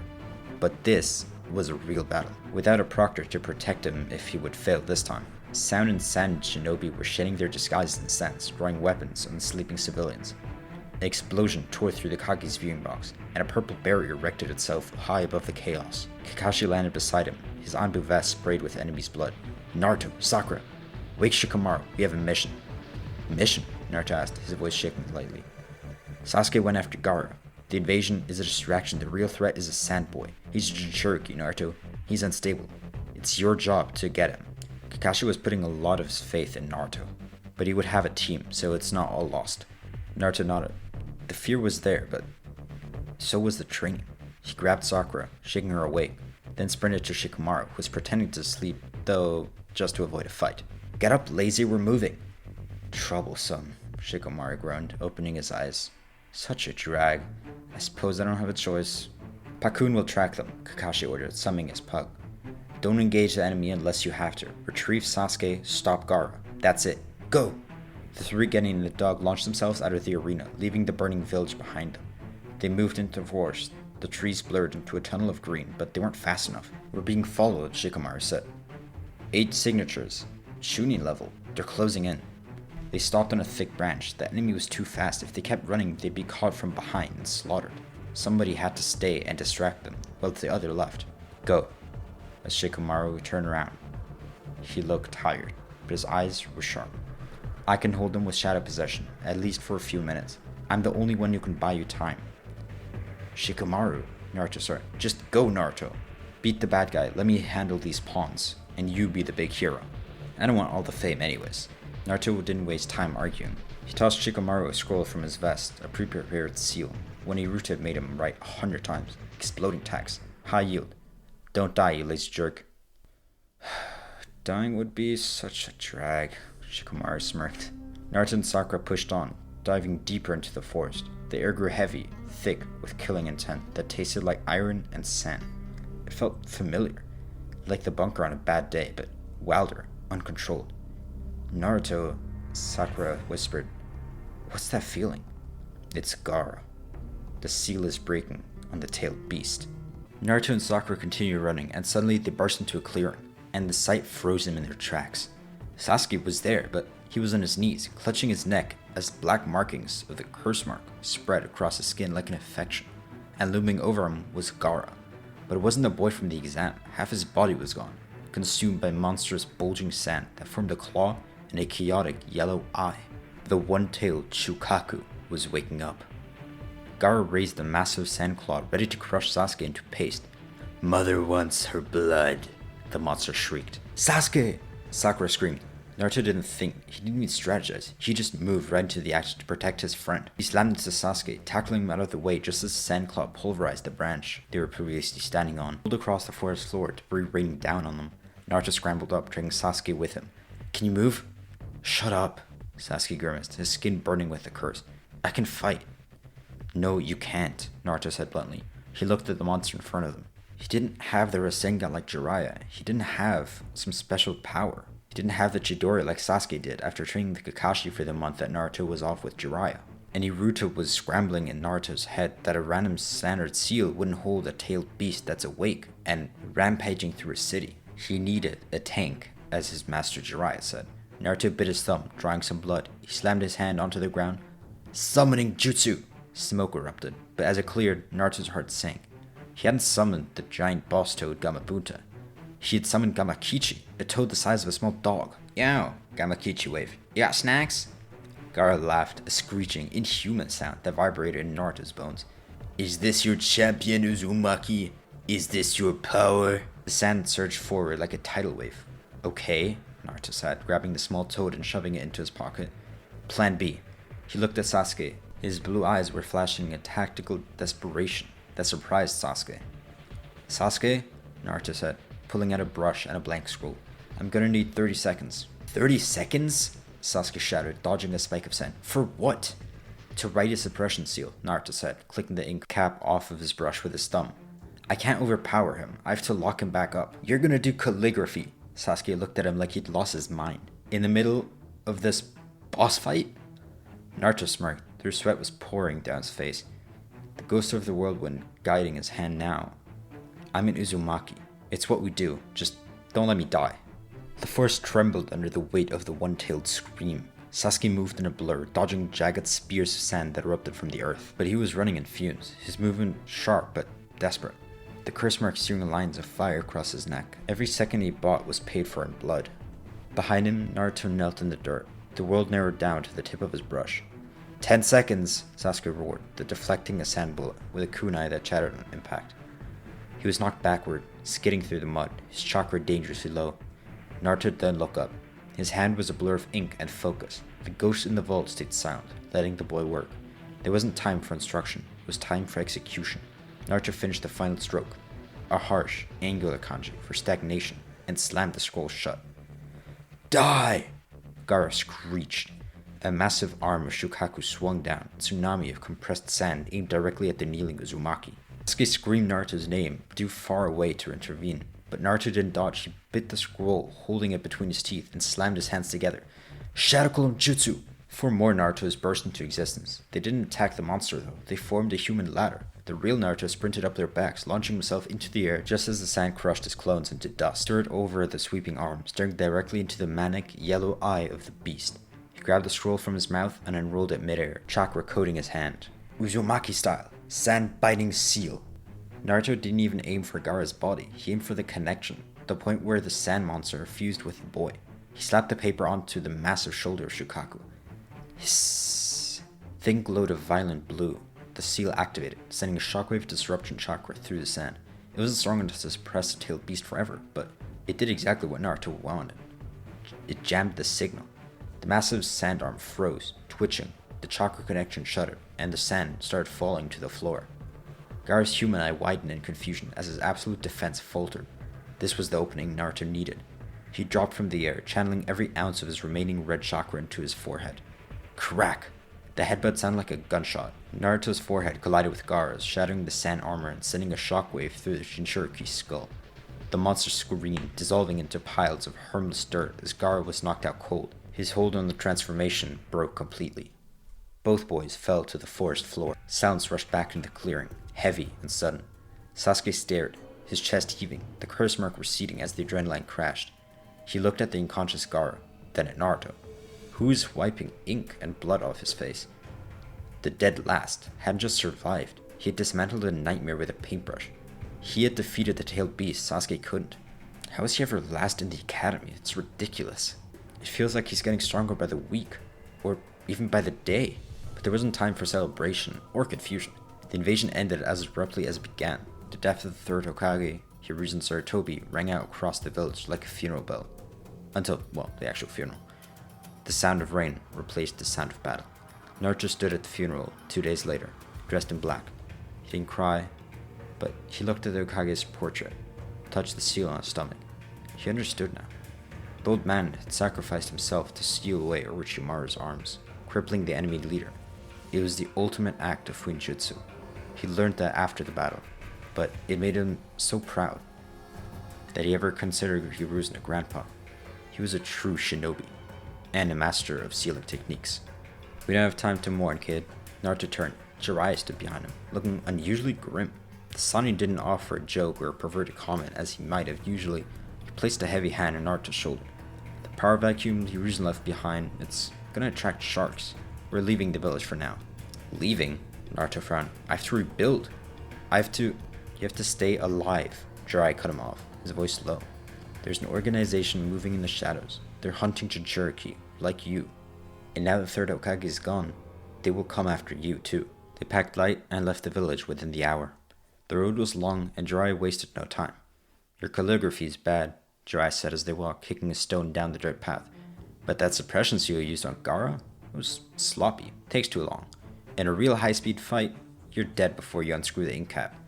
And next time you might not have your buddy to help you out. I made it work, Naruto muttered. You got lucky.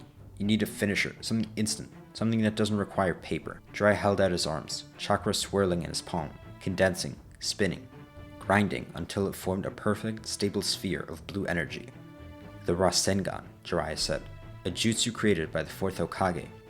It doesn't require hand signs, no ink, just pure shape manipulation. It only requires chakra and concentration. Naruto stared at the spinning ball. He could feel the power radiating from it. But, Jiraiya closed his hand, extinguishing their technique. You're an Uzumaki. You have too much chakra. Controlling into a sphere is going to be like trying to herd cats. Trust me, I tried before. I'll learn it, Naruto said, determination burning in his eyes. Teach me. We'll see, Jiraiya muttered. But first, we have a pit stop. A town called Shikuba. I have information to gather. I told you about that book I'm writing, right? Naruto rolled his eyes, knowing exactly what kind of information Jiraiya meant. But the Sannin's relaxed demeanor wasn't masked. Jiraiya knew something Naruto didn't. He knew they were being tracked. Two figures in black robes with red clouds were already inside the borders of the land of fire. Kisame Hoshigaki grinned, hoisting his massive sword, Samehada, onto his shoulder. So this is the leaf. Seems quiet. Beside him, Itachi Uchiha looked forward to the horizon with cold, Sharingan eyes. Don't get careless. We're here for the fourth legacy. We grab the Nine-Tails and we leave. The collision course was set. Naruto sat in a hotel room that night, struggling with a water ball Jiraiya had given him as training. The first step of the Rasengan, he said. He tried to spin the water, but his chakra was too volatile. It burst the balloon, messily soaking the floor. Damn it, Naruto hissed. Focus, boy, the voice from the vault whispered, rare and abrupt. Rotation, power, containment. It's just the same as a seal, but made of motion. Naruto paused. A seal made of motion? Before he could test that theory, a knock came at the door. Jiraiya-sensei? Naruto asked, standing up. Did you forget your key again? He opened the door. It wasn't Jiraiya. Standing in the hallway, there were two men, black cloaks. The air in the hallway instantly became heavy, thick with the terror that made the killing intent and the force of death feel like a joke. Itachi Uchiha looked down at his brother's teammate. Naruto Uzumaki, come with us. The hallway of the hotel in Shikuba town wasn't large, but in that moment it felt the entire world had shrunk down to the space between Naruto Uzumaki and the two shady men standing in the doorway. The man with the shark-like face, Kisame Hoshigaki, grinned, revealing rows of serrated teeth. But it was the other one, Itachi Uchiha, who commanded the silence. His eyes were a crimson red, spinning slowly with the pattern of the Sharingan. Naruto had seen it in Sasuke. Naruto felt the air grow heavy, a crushing weight that made his lungs burn. This wasn't the killing of 10 of Zabuza or even Orochimaru. This was colder. It was indifference, like a god looking at an insect. "Come with us," Itachi repeated, his voice devoid of emotion. "We will not ask again." Naruto's hand twitched toward his pouch. The ghost in the vault, Iruta, didn't scream a warning this time. He went dead silent, which maybe was worse. This was all to hide his presence from his Sharingan. Naruto was on his own. He grabbed a flash tag, intending to blind them and run through the window. But before his fingers could even brush the paper, Kasami moved. The massive sword wrapped in bandages didn't slow him down. Samehada. It swung through the air with a terrifying speed. It didn't cut Naruto, it slammed in his shoulder, shaving a layer of chakra instantly. Naruto gasped, his knees buckling as his strength was literally eaten by the weapon. "Fast," Kisame chuckled, resting the sword on his shoulder. "But your chakra tastes spicy. Strange." "Get away from him!" The shout came from down the hall. Sasuke Uchiha stood there, panting, eyes wide with a mixture of hatred and terror. He tracked them. He charged, the chirping sound of the Chidori screaming in his hand, lightning dancing off the walls. "Itachi!" Sasuke roared, lunging at his brother. Itachi didn't even draw a weapon. He simply caught Sasuke's wrist. He broke with a sickening snap, then kicked his younger brother into a wall with enough force to crack the plaster. The fight, if you could call it that, lasted seconds. Itachi leaned in, whispering words that broke Sasuke's mind, subjecting him to its Tsukuyomi, a powerful genjutsu. Sasuke collapsed, screaming silently, his eyes rolling back. Naruto, still pinned by Kisame's sword, felt a surge of helpless rage. He tried to call on the nine-tailed fox, but Samehada purred and ate the red chakra before it could even manifest in Naruto's body. Just as Kisame raised his sword to cut off Naruto's legs to keep him from running completely, the hallway turned into the stomach of a toad. Fleshy, red walls erupted from the floor and ceiling, binding Kisame's sword. Jiraiya stood at the end of the hall, looking furious. He wasn't a pervy sage right now. Now he was really one of the legendary Sannin. "You have a lot of nerve," Jiraiya growled, "hunting in my territory." Itachi assessed the situation instantly. "Kasame, we're leaving." "But we cannot fight him here," Itachi said. Black flames, Amaterasu, erupted from his eyes, burning through the toad's stomach that was supposed to be fireproof. The two Akatsuki members vanished through the hole, leaving a stunned Naruto and a broken Sasuke in their wake. The encounter changed everything. Sasuke was sent back to Konoha with Guy, broken and comatose. Naruto and Jiraiya continued, but the mood was somber.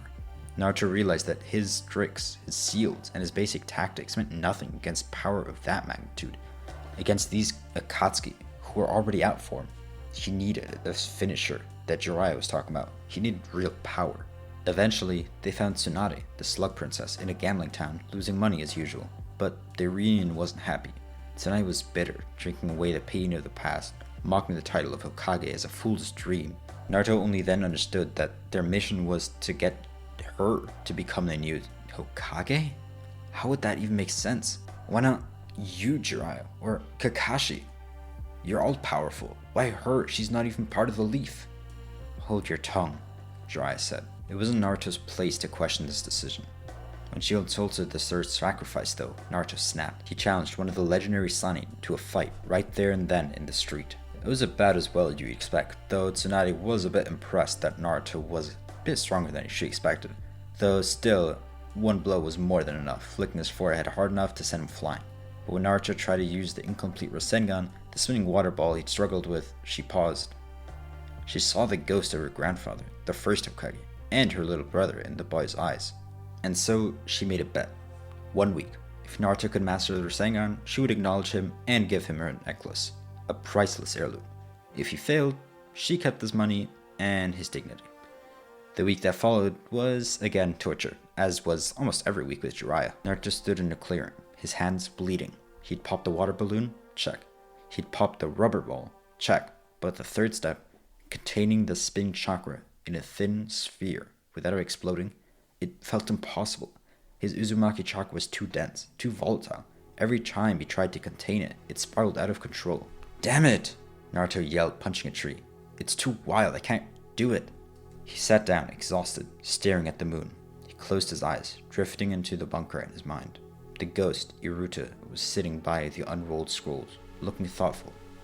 "You're trying to mold it like a sculptor," Iruta's voice echoed, quiet and static-laced. "But you're not a sculptor, Naruto. You're a jailer." "What does that mean?" Naruto asked. "A seal works because the ink creates a barrier that forces the chakra to obey," Iruta explained. "You're trying to do two things at once, spin the chakra and hold the shell. Your mind is split, it cannot be both, so delegate." Naruto's eyes snapped open. Delegate? His seal has two parts, the energy and the container. If he couldn't form the container while spinning the energy, he needed another pair of hands to be the container. As the week ended, the deadline arrived. And so did Orochimaru. The Sudden Showdown began on a grassy plain outside the town. It was chaos. Jiraiya was drugged and unable to mold chakra properly. Tsunade was paralyzed by a fear of blood, which feels a bit ironic. It fell to Shinzune and Naruto to hold the line against Kabuto, Orochimaru's lieutenant, and a weak Jiraiya against Orochimaru himself. Kabuto was dangerous. He was a medical ninja with a scalpel hand that could sever muscles with a touch. He dismantled Naruto methodically, cutting his thigh muscle, leaving him unable to stand. "You're just a genin," Kabuto sneered, adjusting his glasses. "Stay down, kid. You're out of your league." Though Naruto was actually holding on better. He was using everything he had. His amounts of chakra was incredible. And some of his pre-made seals were actually holding back Kabuto. A lot of smoke, some explosions. But still, at the end, Naruto lay in the dirt, gasping. He couldn't feel his leg anymore. He looked over at Tsunade, who was trembling as Orochimaru approached her with a sword. "No!" Naruto gritted out. He stabbed a kunai into the ground and used it to lever himself up. "I made a bet." Kabuto rushed in to finish him. Naruto didn't dodge it. He took a kunai to the hand, jabbing Kabuto's weapon. With his other hand, he grabbed Kabuto's wrist. "Gotcha!" Naruto whispered. A shadow clone popped into existence beside him. Kabuto's eyes widened. "A clone? Now? You're out of chakra." Little did he know, Naruto had almost unlimited amounts of chakra. The clone didn't attack though. It put its hand over Naruto's right hand. Naruto spun the chakra, wild, red, Uzumaki style. The clone's hand acted as a seal, the container, compressing the rotation into a perfect, terrifying sphere. Rasengan! Naruto slammed the sphere into Kabuto's stomach, and it sent him flying. It wasn't a hit, it was a grinder. The rotational force twisted Kabuto's muscle, sending him spinning backward through the air to crash into a boulder, shattering on impact. Naruto also fell back though, exhausted. The clone vanished. Orochimaru stopped staring at the boy. "That jutsu, he modified it? The Uzumaki creativity is annoying." With that, Orochimaru lunged at him, his neck stretching like a snake, his sword extending to pierce Naruto's heart. "You will die now, boy." But the sword stopped. Tsunade stood over Naruto now. Her hand gripped Orochimaru's blade, blood dripping from her palm. Her fear was gone. She was the legendary Sonic, and she was done running. "I won't let you touch him," Tsunade growled, snapping the sword with her bare hand. "He is the future Hokage," he promised. She kicked Orochimaru away with the earth-shattering force. Then she bit her thumb. Jiraiya, shaking off the drug, also did the same. Orochimaru grimaced and followed suit. 3 hands slammed onto the earth at the same time. "Summoning Jutsu!" Smoke covered the plain, rising like a mountain range. When it cleared, the 3-way deadlock had returned. Gamabunta, the toad boss, Manda, the giant snake, and Katsuyu, the slug, stood towering over the forest. 3 giants, in terms of size and power. Naruto lay on Gamabunta's head, barely conscious, watching as the titans clashed. He smiled weakly, clutching the necklace Tsunade had placed around his neck while he was passed out. He had won the bet. He had found his finisher, and the ghost in the vault settled back into the silence, satisfied. The boy was truly becoming the weapon he wanted, one stroke at a time. The rest pretty much happened as in canon, and after all was said and done, Tsunade Senju returned to the Leaf Village, not to gamble, but as the Gudaime Hokage. She healed the wounded, including Rock Lee and Sasuke Uchiha, who hurt themselves protecting the village before she arrived. The village began to rebuild, breathing a sigh of relief with the new Hokage at the helm. But peace is often just the quiet before the next storm. While Naruto celebrated his new strength and the necklace hanging around his neck, Sasuke Uchiha sat in a hospital bed, staring at his hands. He remembered Itachi's eyes, he remembered the feeling of helplessness, and most of all, he remembered Naruto, the dead last in the academy, but he was able to defeat Gaara, while Sasuke wasn't. The apples lay scattered on the floor. "Fight me!" Sasuke said. His voice was cold, vibrating with an instability that made the air in the hospital room feel jagged. Sasuke, you just woke up, Naruto said, standing by the door. We don't have to. Shut up, Sasuke roared. The curse mark on his neck flared again, black tendrils creeping up his cheek. Do you think you're better than me? 'Cause you learned some fancy new trick? Because the Sanin pities you? Naruto went silent. Iruta in the back of his mind said, he's brittle, this one. Like iron cast with too many impurities. If you strike him, he will shatter. Fine, Naruto said softly. They moved to the roof. The wind was high. There was no referee, no proctor, just two teammates who'd grown too far apart. Naruto thought they were friends, but maybe this is what he has to do to protect his friend. Protect him from doing something really, really stupid that he would regret. Sasuke charged, his movement sharp, lethal. He wasn't sparring, he was trying to actually hurt Naruto, but he dodged. Using the fluid, grounded movement Iruta drilled into him, he parried a punch and then deflected a kick, but he didn't counterattack. Stop holding back, Sasuke schemed. Put on that headband. Naruto looked at the leaf symbol. He tied it on. If you want to fight Sasuke, I'll give you one. Sasuke leapt into the air. The screech of 1,000 birds filled the afternoon. Chidori! Naruto crouched. He didn't need a clone this time. The adrenaline was doing the work for him, spinning the chakra in his palm.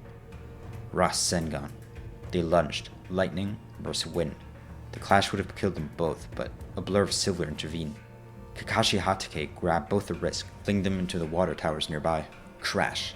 Sasuke's Chidori pierced the metal tank, leaving a massive, jagged hole. He smirked, pulling his hand out. The power was undeniable. Then he looked at Naruto's tank. The front had a decent-sized dent. Not too small, almost as big as a person. But after a while, Sasuke looked at the back of Naruto's water tower. It was completely gone.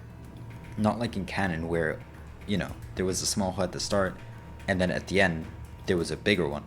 I'm talking the second half of the water tower literally disappeared. It was gone. There was so much chakra in that attack. If he'd actually gotten it off, it might have even been able to destroy a building. Naruto is noticeably more powerful in this version than in the other one, even though that's not the goal of this.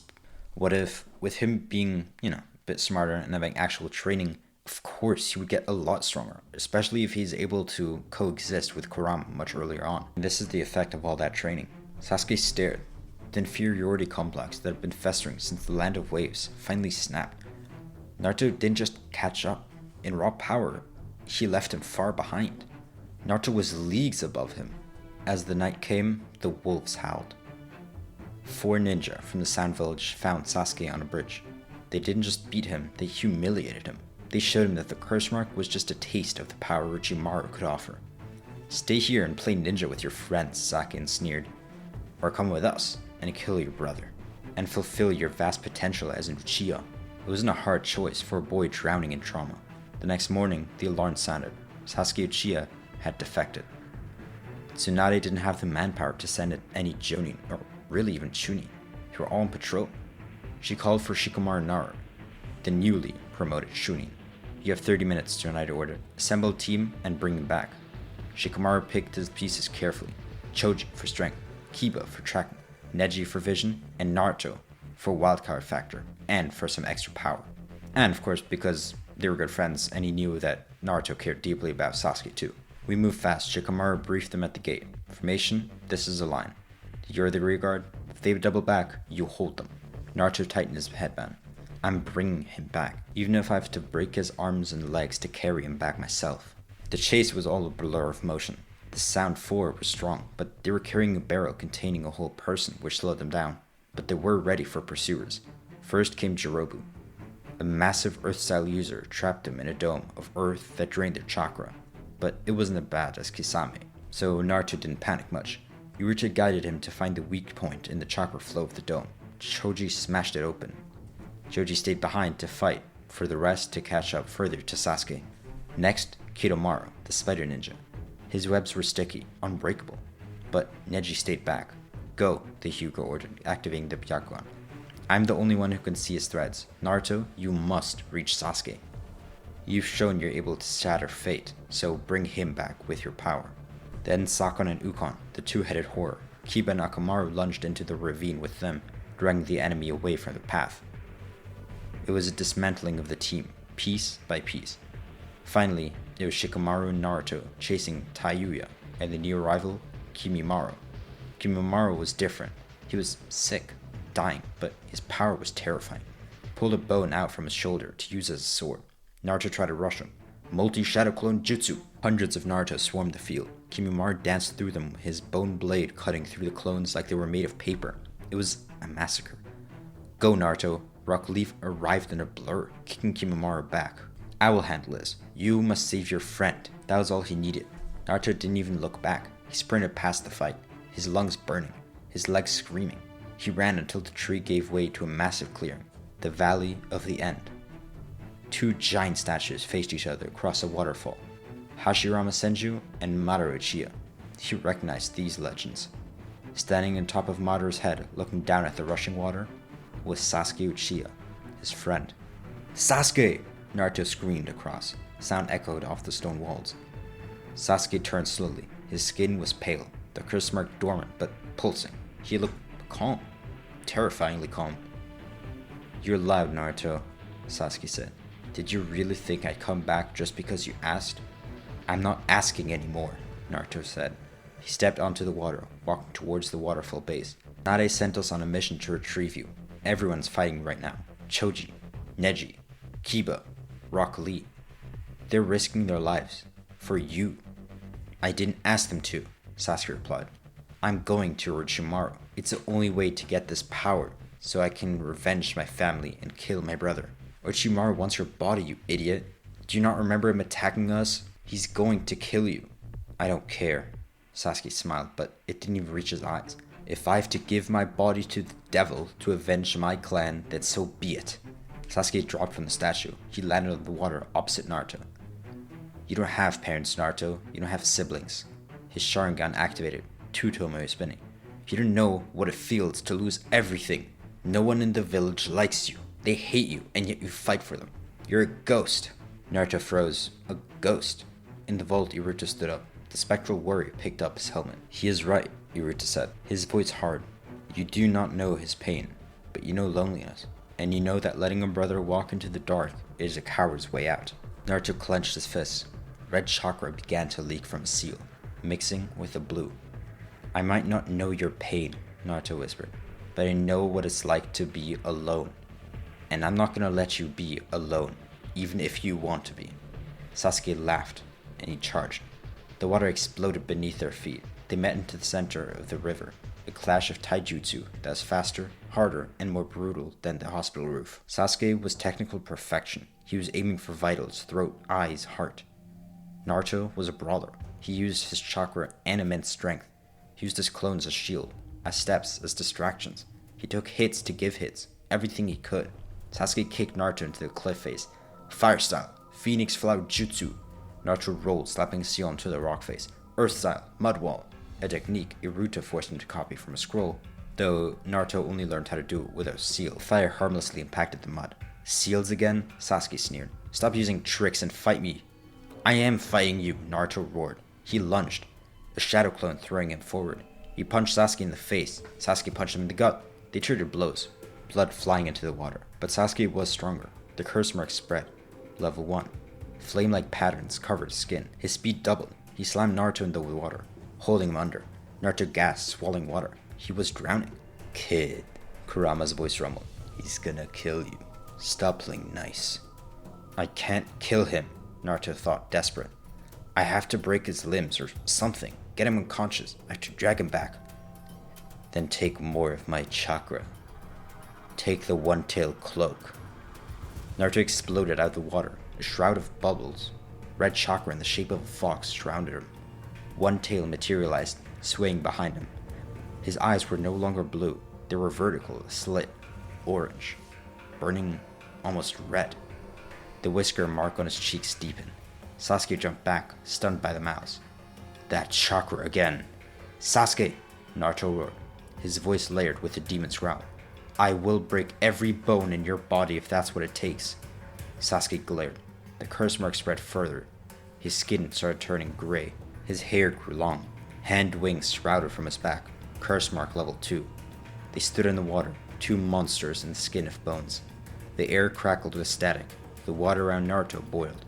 The air around Sasuke turned cold and purple. This was it, the final exchange. The Valley of the End trembled. The waterfall, which had flowed centuries between statues of Madara and Hashirama, began to evaporate in steam. The heat coming off Naruto was blistering.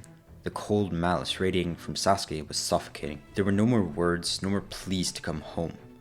Sasuke crouched, the hand wings on his back flaring. The chakra in his left hand turned dark, abyssal black. The sound of 1,000 birds screaming twisted into a mournful, demonic wail. Chidori! Naruto stood his ground in the boiling water. The red chakra bubbled, forming a fox-shaped outline. In his right hand, the Rasengan didn't look a sphere of light. It looked like a miniature crimson star, heavy and unstable. In the vault of his mind, Iruta stood up. The ghost didn't shout, he didn't even lecture. He gave a single, final command. Do not hesitate. Strike through the lightning. Break the vessel to save the soul. Sasuke screamed. He launched himself off the statue of Madara, shattering the stone face. He crossed the distance in a heartbeat. A streak of black lightning aimed directly at Naruto's heart. Naruto didn't jump. He lunged forward to meet Rasengan.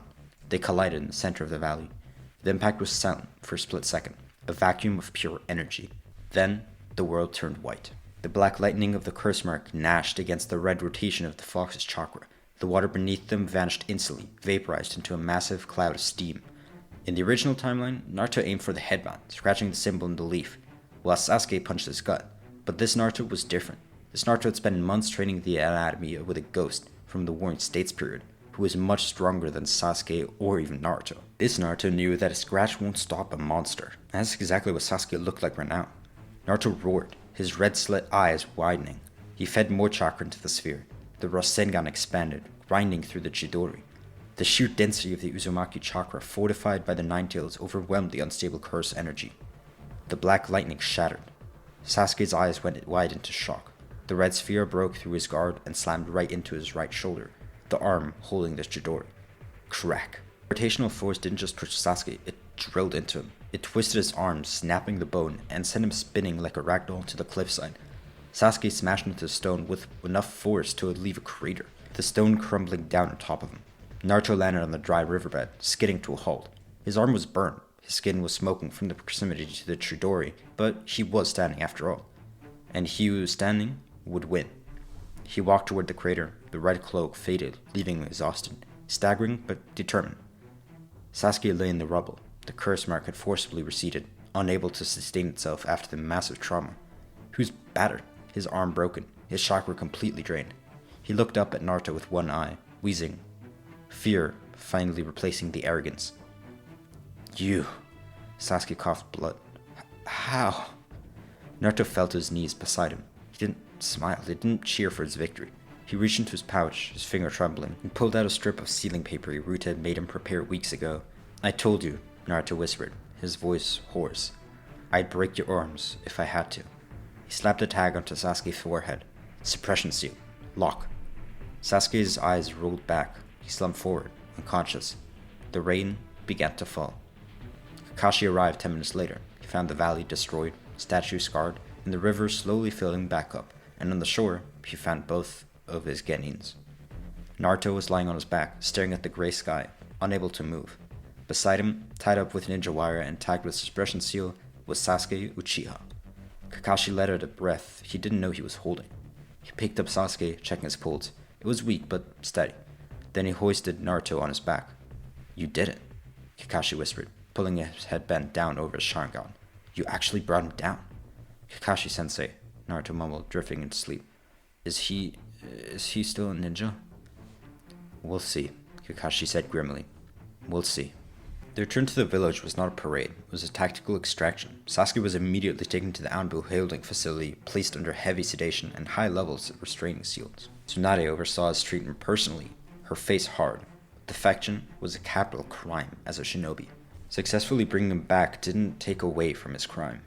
It didn't erase the betrayal, it just complicated his sentencing. Naruto woke up in the hospital, again, but this time the room wasn't empty.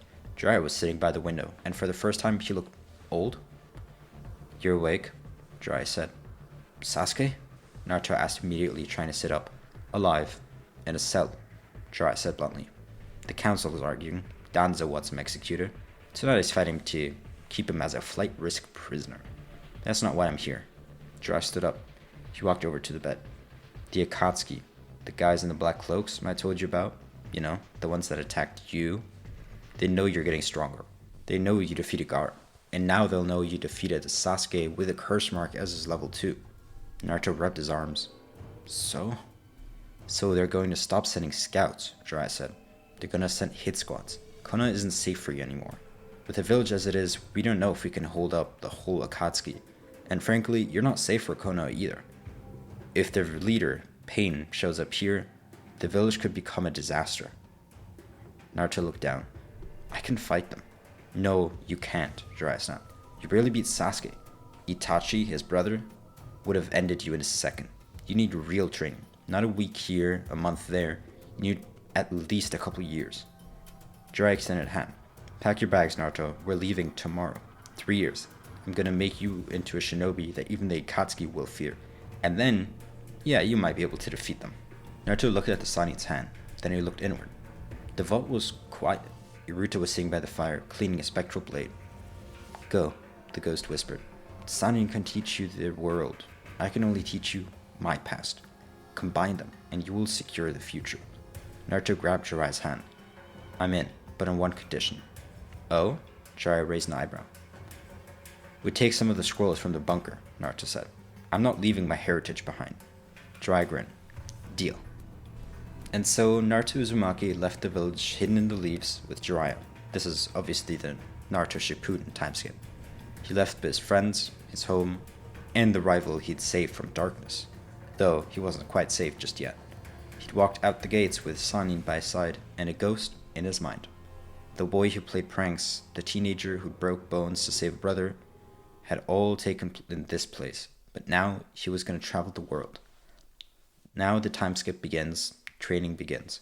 And when Naruto returns, the world will not be ready for the ghost of the whirlpool, the true Uzumaki. 3 years. For 3 years the Leaf Village was quiet.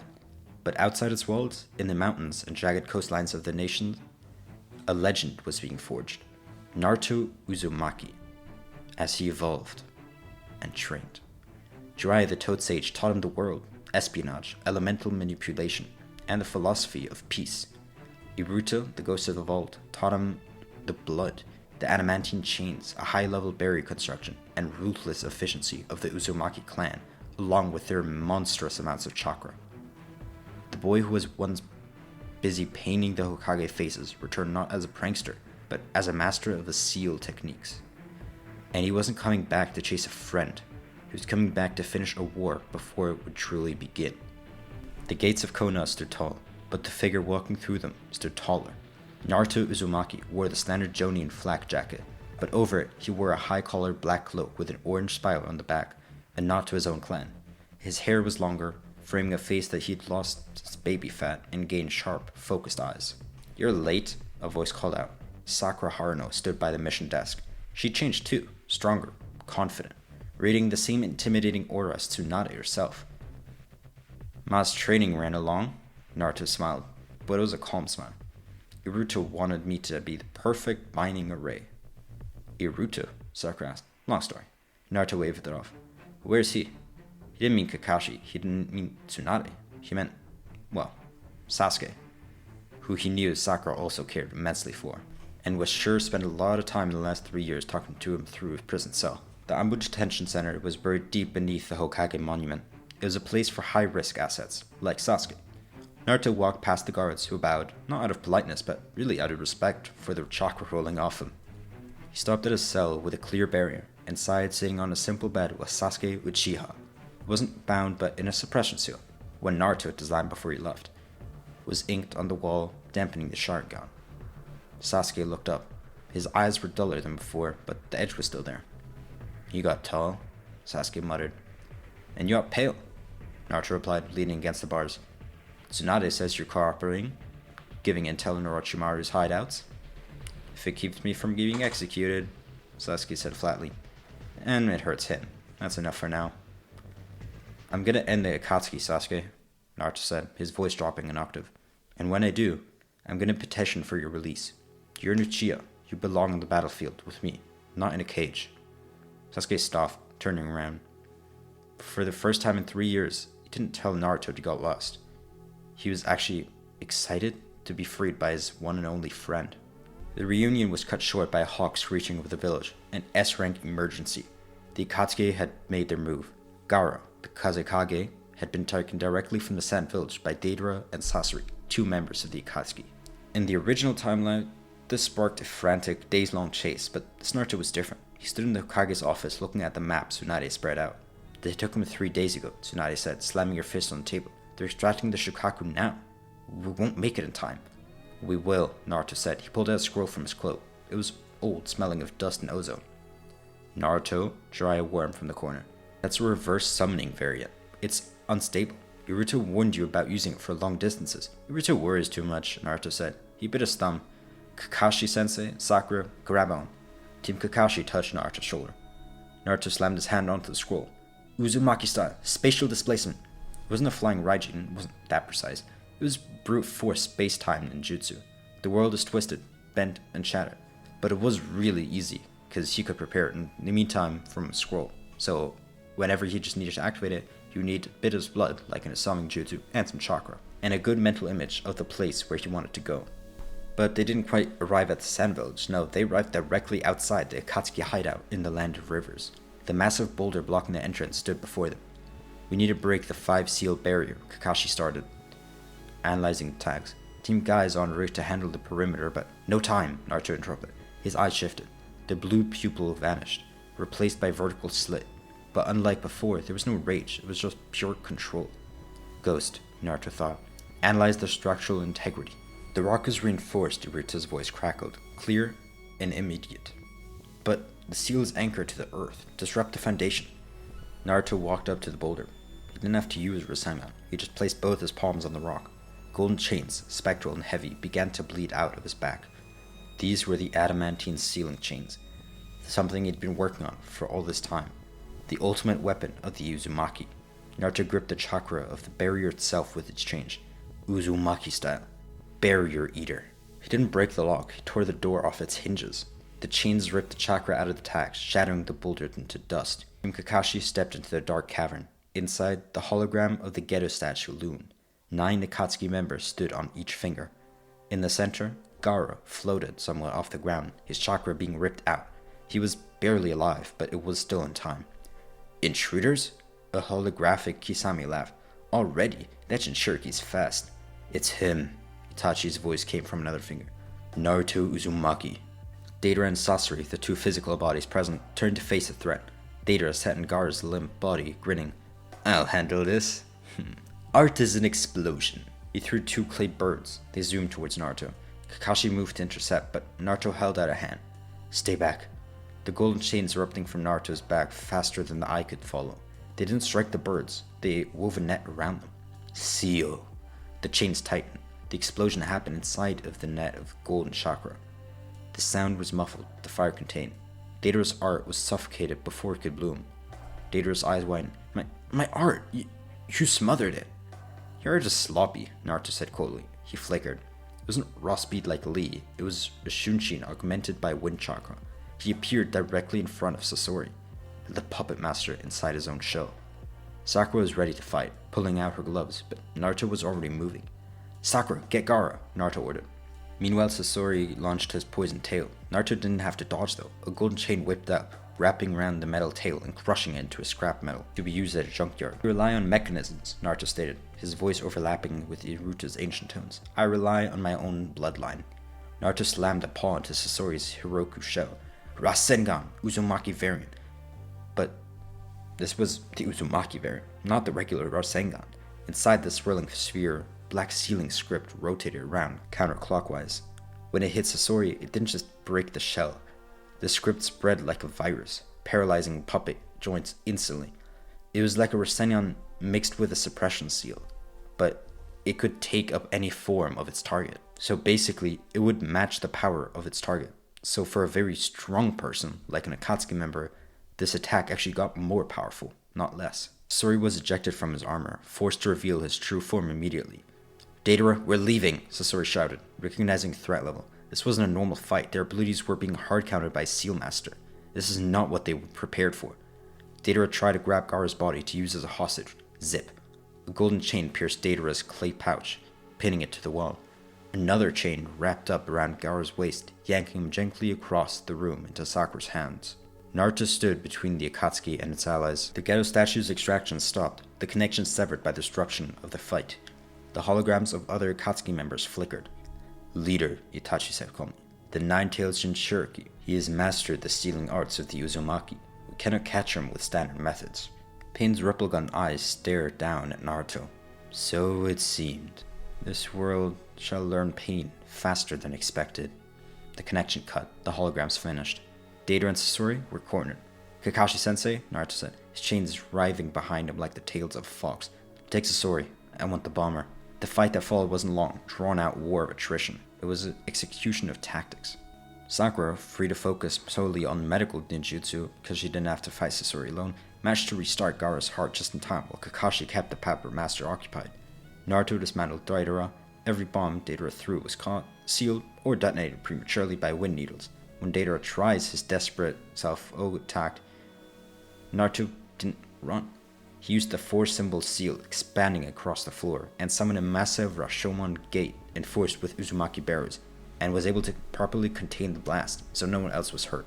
Deidara escaped by the skin of his teeth, losing an arm and his pride, but Sasori was captured, pinned to the wall by Kakashi and sealed by Naruto.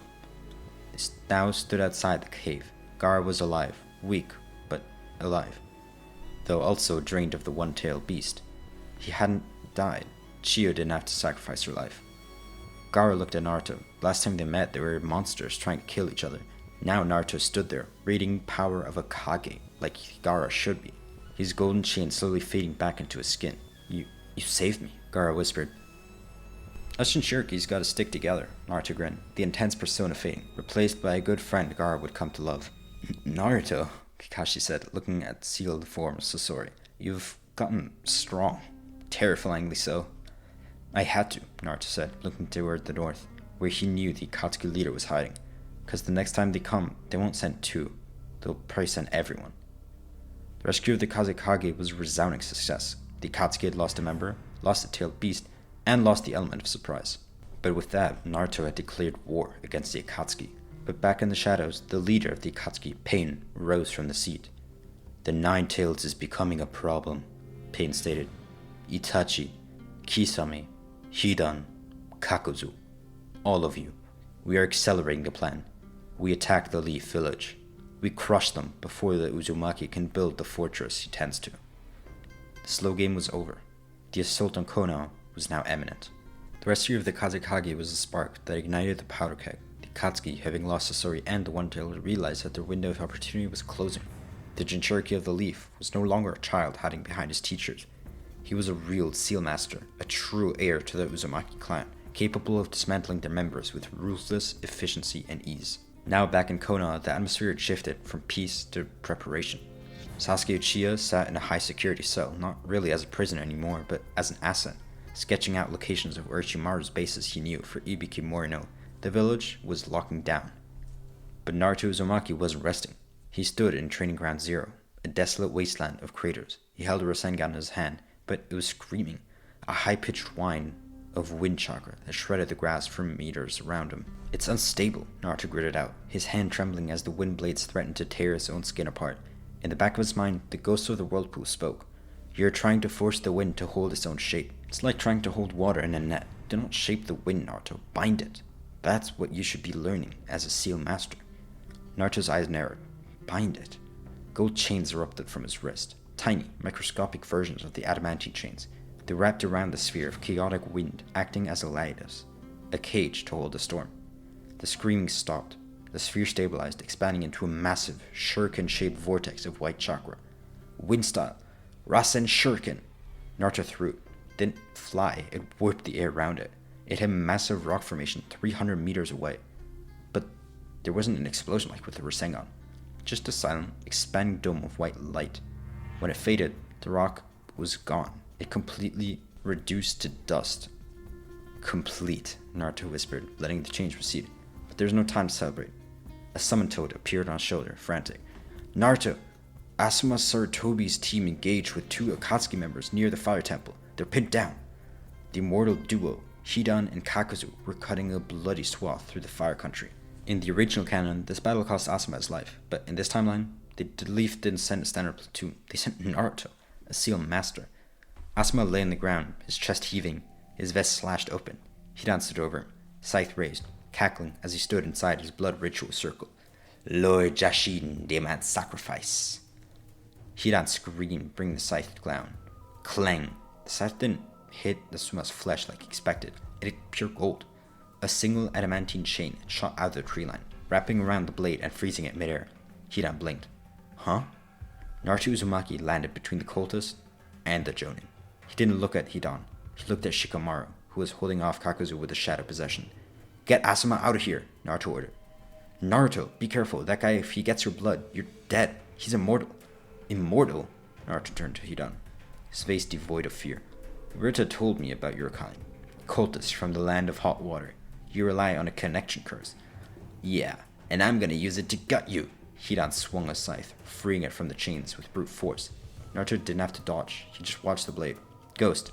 Analysis. Over the 3 years, Iruta becomes somewhat of a commentator, or, I guess, mentor during battles for Naruto. The ritual requires a ground anchor, Iruta's voice buzzed. Sever the ground. Naruto stomped his feet. Uzumaki style. Earth upheaval. The ground beneath Hidan exploded. The blood circle was broken, instantly as the earth shattered. Hidan stumbled, losing his connection to the curse. You ruined the circle! Hidan screeched. And now I'm going to ruin you, Naruto said. He raised his hand. The screaming whine of the Russian shuriken filled the clearing. Kakuzu, watching from the distance, felt a chill he hadn't felt in 60 years. Hidan, move! But it was too late. Naruto didn't throw the jutsu. He vanished, reappearing directly in front of Hidan and slammed the microscopic wind blades into the cultist's chest. It wasn't really a fight, if you could call it that. He just straight up erased Hidan. Hidan's body was shredded. Every nerve, chakra point, every muscle fiber was severed. He didn't die. He more so just got erased. Naruto then turned to Kakuzu. The ancient bounty hunter stared at the devastation. He had 5 hearts. He had mastered all 5 elements. But he knew, looking at the boy with golden chains and his cold eyes, that he was outmatched completely. One down, you're next, Naruto said. The fight with Kakuzu lasted 3 more minutes. Naruto used his chains to rip the masks out of Kakuzu's back before they could even scatter. He sealed the hearts in a scroll, leaving the bounty hunter alive, but weak, basically powerless, to be taken for interrogation later. Team 10 watched in stunned silence. Asuma lit a cigarette, his hands shaking slightly. He's on a different level. He should be Jonin. Now Naruto's return was really heralded as a hero, but the victory was still hollow, because while he was dealing with the pawns, the king was mocking his move. Deep in the rain-soaked towers of Amigakure, Jiraiya, the Toad Sage, had infiltrated the enemy stronghold. He had discovered the truth. The leader of the Akatsuki was his old student, Nagato. But he had been discovered. The 6 paths of pain coronated the sage on a metal pipe high above the city. Jiraiya was missing an arm, his throat was crushed, and he was dying. He couldn't win, he knew that, but he had to get a message out. He summoned Patoad. Take the code. Azura's Sura path rocketed toward him to finish him off. Jiraiya didn't think of Tsunade. He thought of Naruto. He thought of the prophecy. He doesn't need me anymore, Jiraiya realized, a sad smile touching his bloody lips. He has Iruta. He has the will of fire. He is ready. Jiraiya fell into the dark water, his heart stopping. But the message was sent. The code was etched onto the toad's back. Back in Konoha, Naruto woke up with a start. He clutched his chest. The connection he had to the toads, he felt a massive presence to vanish. Privy Sage? Naruto whispered into the dark. Next morning, the news broke. Jiraiya was dead. Naruto didn't have time to scream. He didn't cry.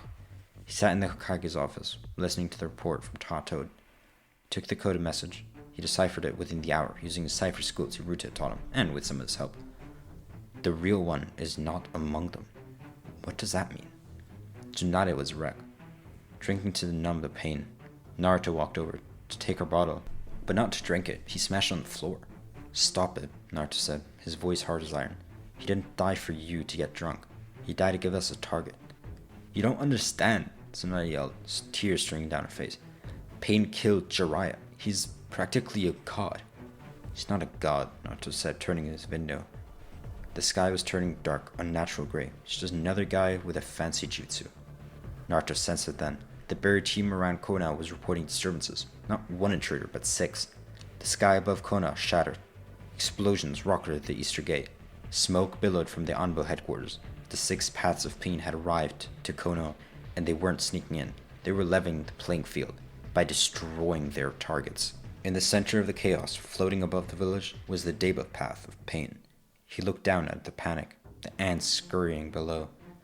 "This world shall know pain," the Deva path announced, his chakra flaring to catastrophic levels. "Almighty push." The force was invisible, but destruction was absolute. The buildings of Konoha folded like cardboard, even more than when the Nine-Tailed attacked Konoha. The streets were ripped from the earth. A shockwave of pure kinetic energy expanded outward, threatening to wipe the village off the map with a single heartbeat. But it didn't. In the center of the village, a golden light erupted. Naruto Uzumaki stood on the roof of the Hokage mansion. He slammed both hands together. Uzumaki's secret art. Adamantine dome. Thousands of gold chains erupted from his body, not to attack, but expanding in a defensive shield. They wove together instantly, forming a massive, semi-translucent golden shell over the central district of the village, shielding the hospital, the academy, and the evacuation centers, as well as some civilians. The almighty push slammed into the adamantine dome. The earth shook. The chains groaned, cracking under the weight of God's gravity. Naruto fell to one knee, blood pouring from his nose as the string threatened to tear his body apart. "Hold it!" Iruta screamed as now. "Anchor your soul. Naruto, if you break, they die." "I won't break," Naruto roared. The shockwave passed. The dust settled. The outskirts of Konoha were destroyed, turned into a crater. But the center, the heart of the village, stood untouched, protected by the golden cage of the Uzumaki. Naruto stood up, wiping the blood from his face. The dome dissolved. He looked up at the floating figure of pain. Sasuke Uchiha, freed from his cell by the chaos, landed on the roof beside Naruto. He held a sword he'd stolen from a guard. He looked at destruction, then Naruto. "You missed a spot," Sasuke said, pointing to the central outer rim. "Shut up," Naruto panted, his eyes locked onto Pain. "You take the summoner, I'll take the leader." Pain descended slowly, looking at the young two shinobi. "Naruto Uzumaki," Pain said. "You resist my judgment, but resistance only breeds more pain." Naruto ripped off his torn flak jacket, revealing the black shirt with steel on his stomach. He entered her stance that was part Toad Sage, which he had mimicked from a Jiraiya, though imperfect, and Uzumaki warrior. "I'm done with your philosophy," Naruto said, the golden chains rising behind him like the tails of an angry god. "You killed my master. You attacked my home. Today I don't care about your peace." Naruto and Sasuke vanished simultaneously. The final battle for the leaf had begun, and the world was watching. Dust settled over the crater that was once Konoha. The Deva path of pain floated in the center, a god looking down on his creations, or on insects. But the insects were biting back. Naruto Uzumaki and Sasuke Uchiha stood side by side. It wasn't really friendship that bound them, it was their own survival. Sasuke wielded a stolen sword, his Sharingan spinning wildly to keep track of invisible forces of gravity. Naruto stood ground, golden chains writhing from his back, anchoring him to the ground against pulling of the Rinnegan. "Universal pull!" Pain commanded, extending a hand towards Sasuke. Sasuke flew forward, helpless against gravity. Pain produced a black receiver rod to impale him. "Sasuke, duck!" Naruto roared. Sasuke didn't question it. He dropped to his knees, sliding across the debris. A golden chain whipped over Sasuke's head, aiming not for Pain but for the debris behind him. Naruto retracted the chain, launching himself like a slingshot. He bypassed the gravity pull by using his own momentum. "Rasengan!" Pain's eyes widened. "Almighty push!" The repulsive force slammed into Naruto. In the past he would have been blown away, but Naruto drove his chains into the ground, deep, 10, 20 meters, creating a root system of pure chakra that held him firm in his place. He held his ground against a force that leveled cities. His skin tore, his bones creaked, but he didn't move. "He withstood it?" Pain whispered. "Now, Sasuke!" Naruto yelled through his gritted teeth. Sasuke, recovering from his slide, channeled lightning into his sword.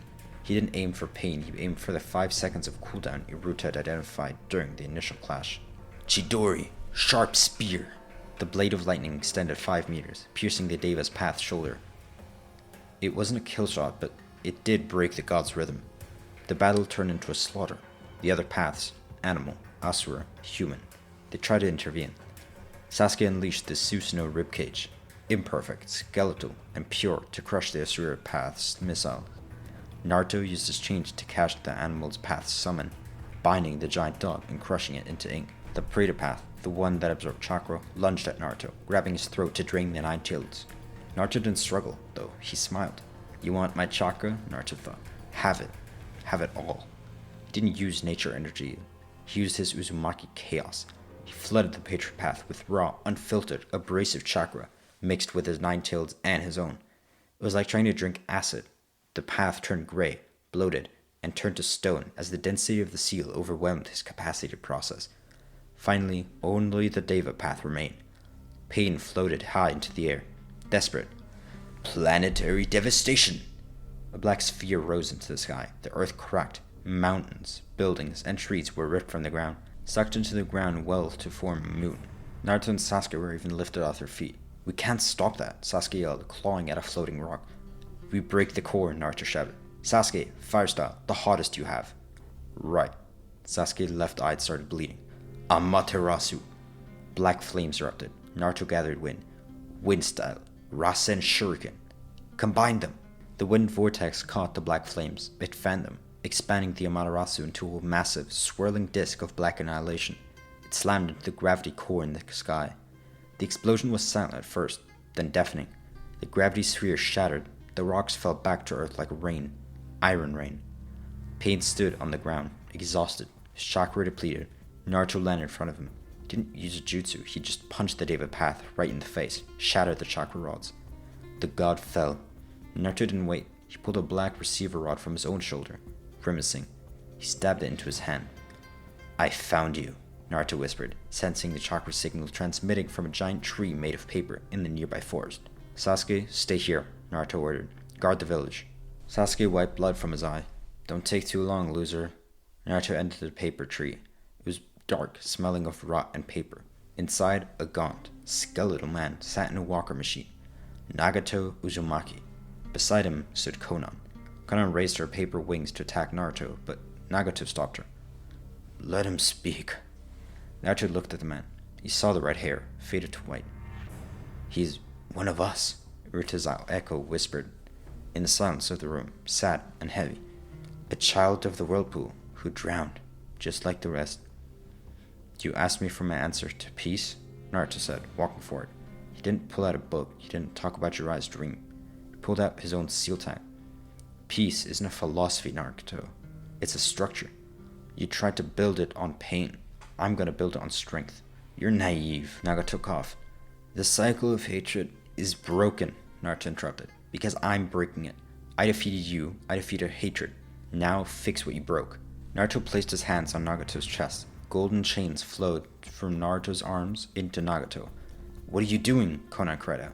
I'm stabilizing his life force, Naruto said, sweating. My ancestor, Iruta, is guiding my chakra. We're gonna boost your reserves for one last jutsu. Use the Rinne rebirth. Bring them back. Nagato looked at the boy. He felt the warmth of the chains, with his Uzumaki chakra flooding back in. Not binding him, but supporting him. He felt the connection to a clan he barely knew. Jiraiya-sensei, Nagato whispered. Perhaps you were the true choice. Nagato wove the signs. The massive King of Hell statue rose from the ground.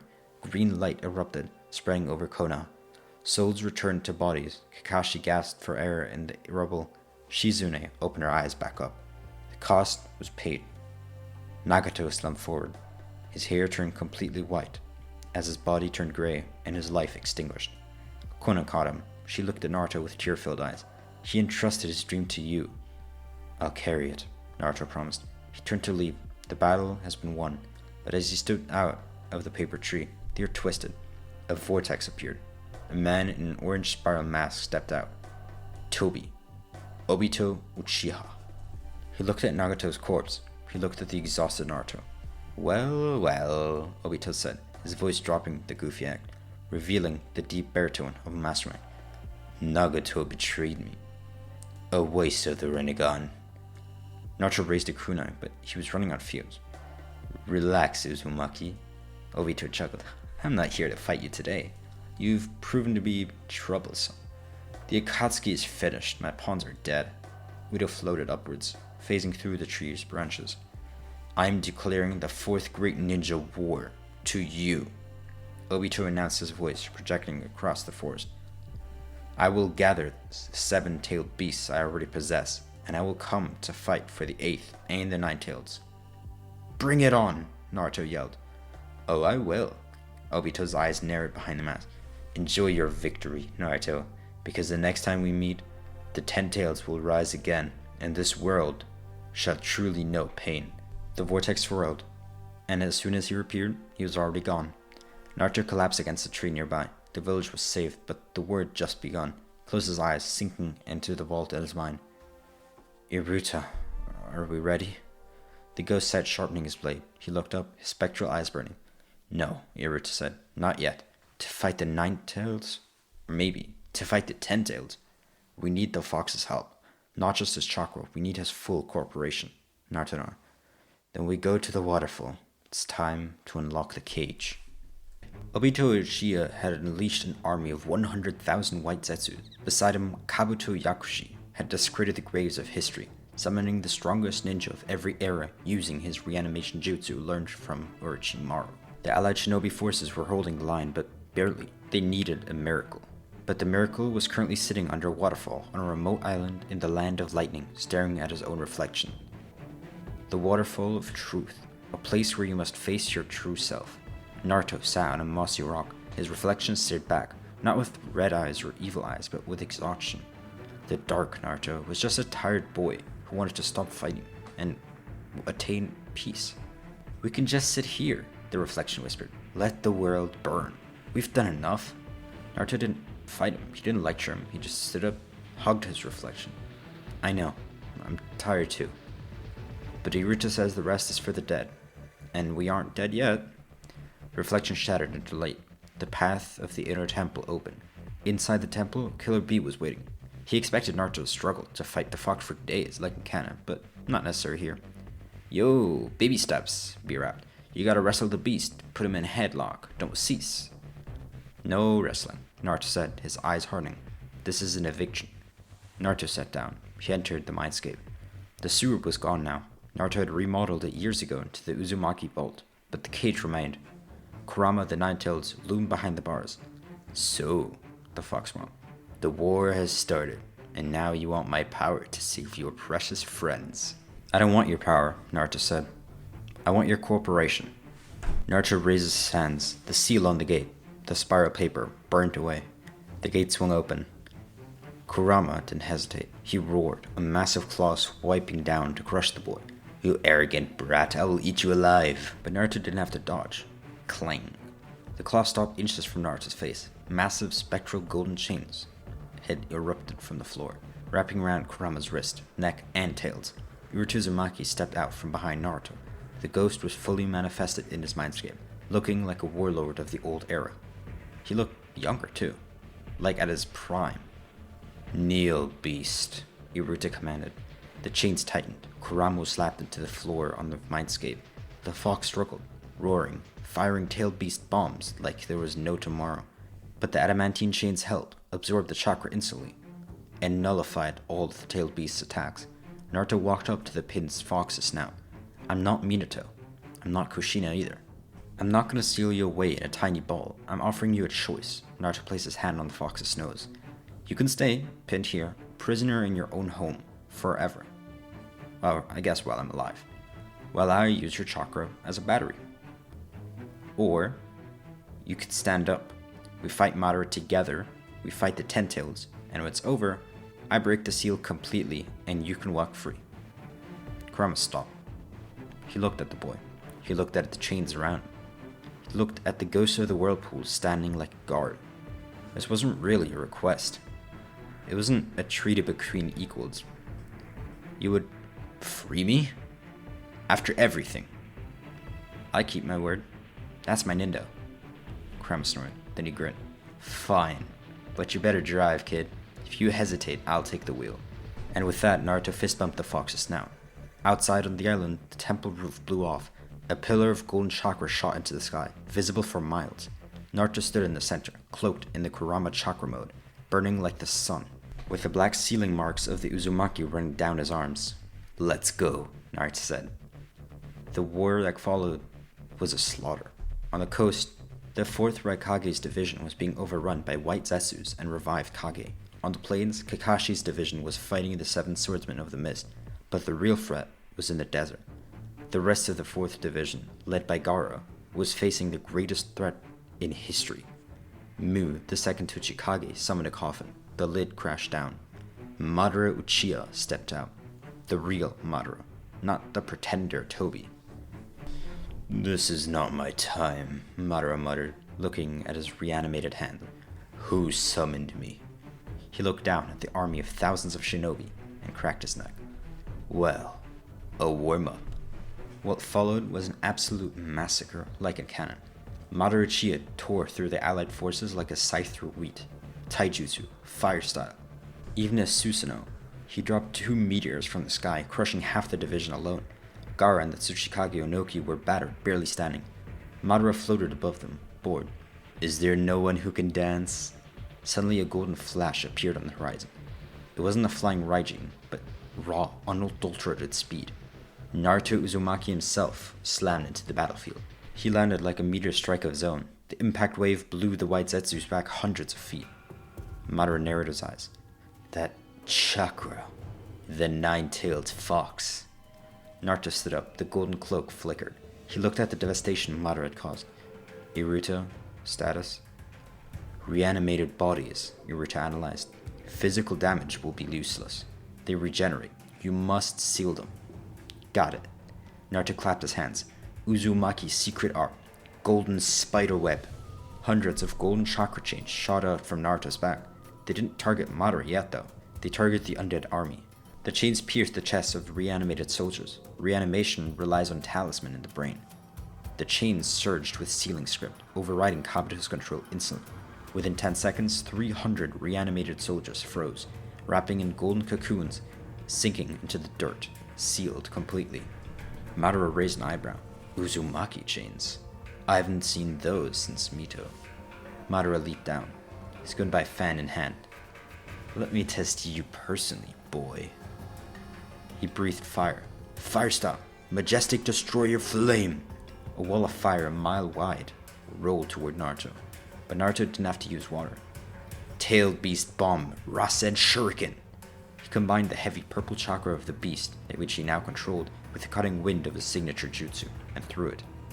This power was enough to cut the fire in half. The tailed beast bomb detonated behind Madara, vaporizing in mountain rage.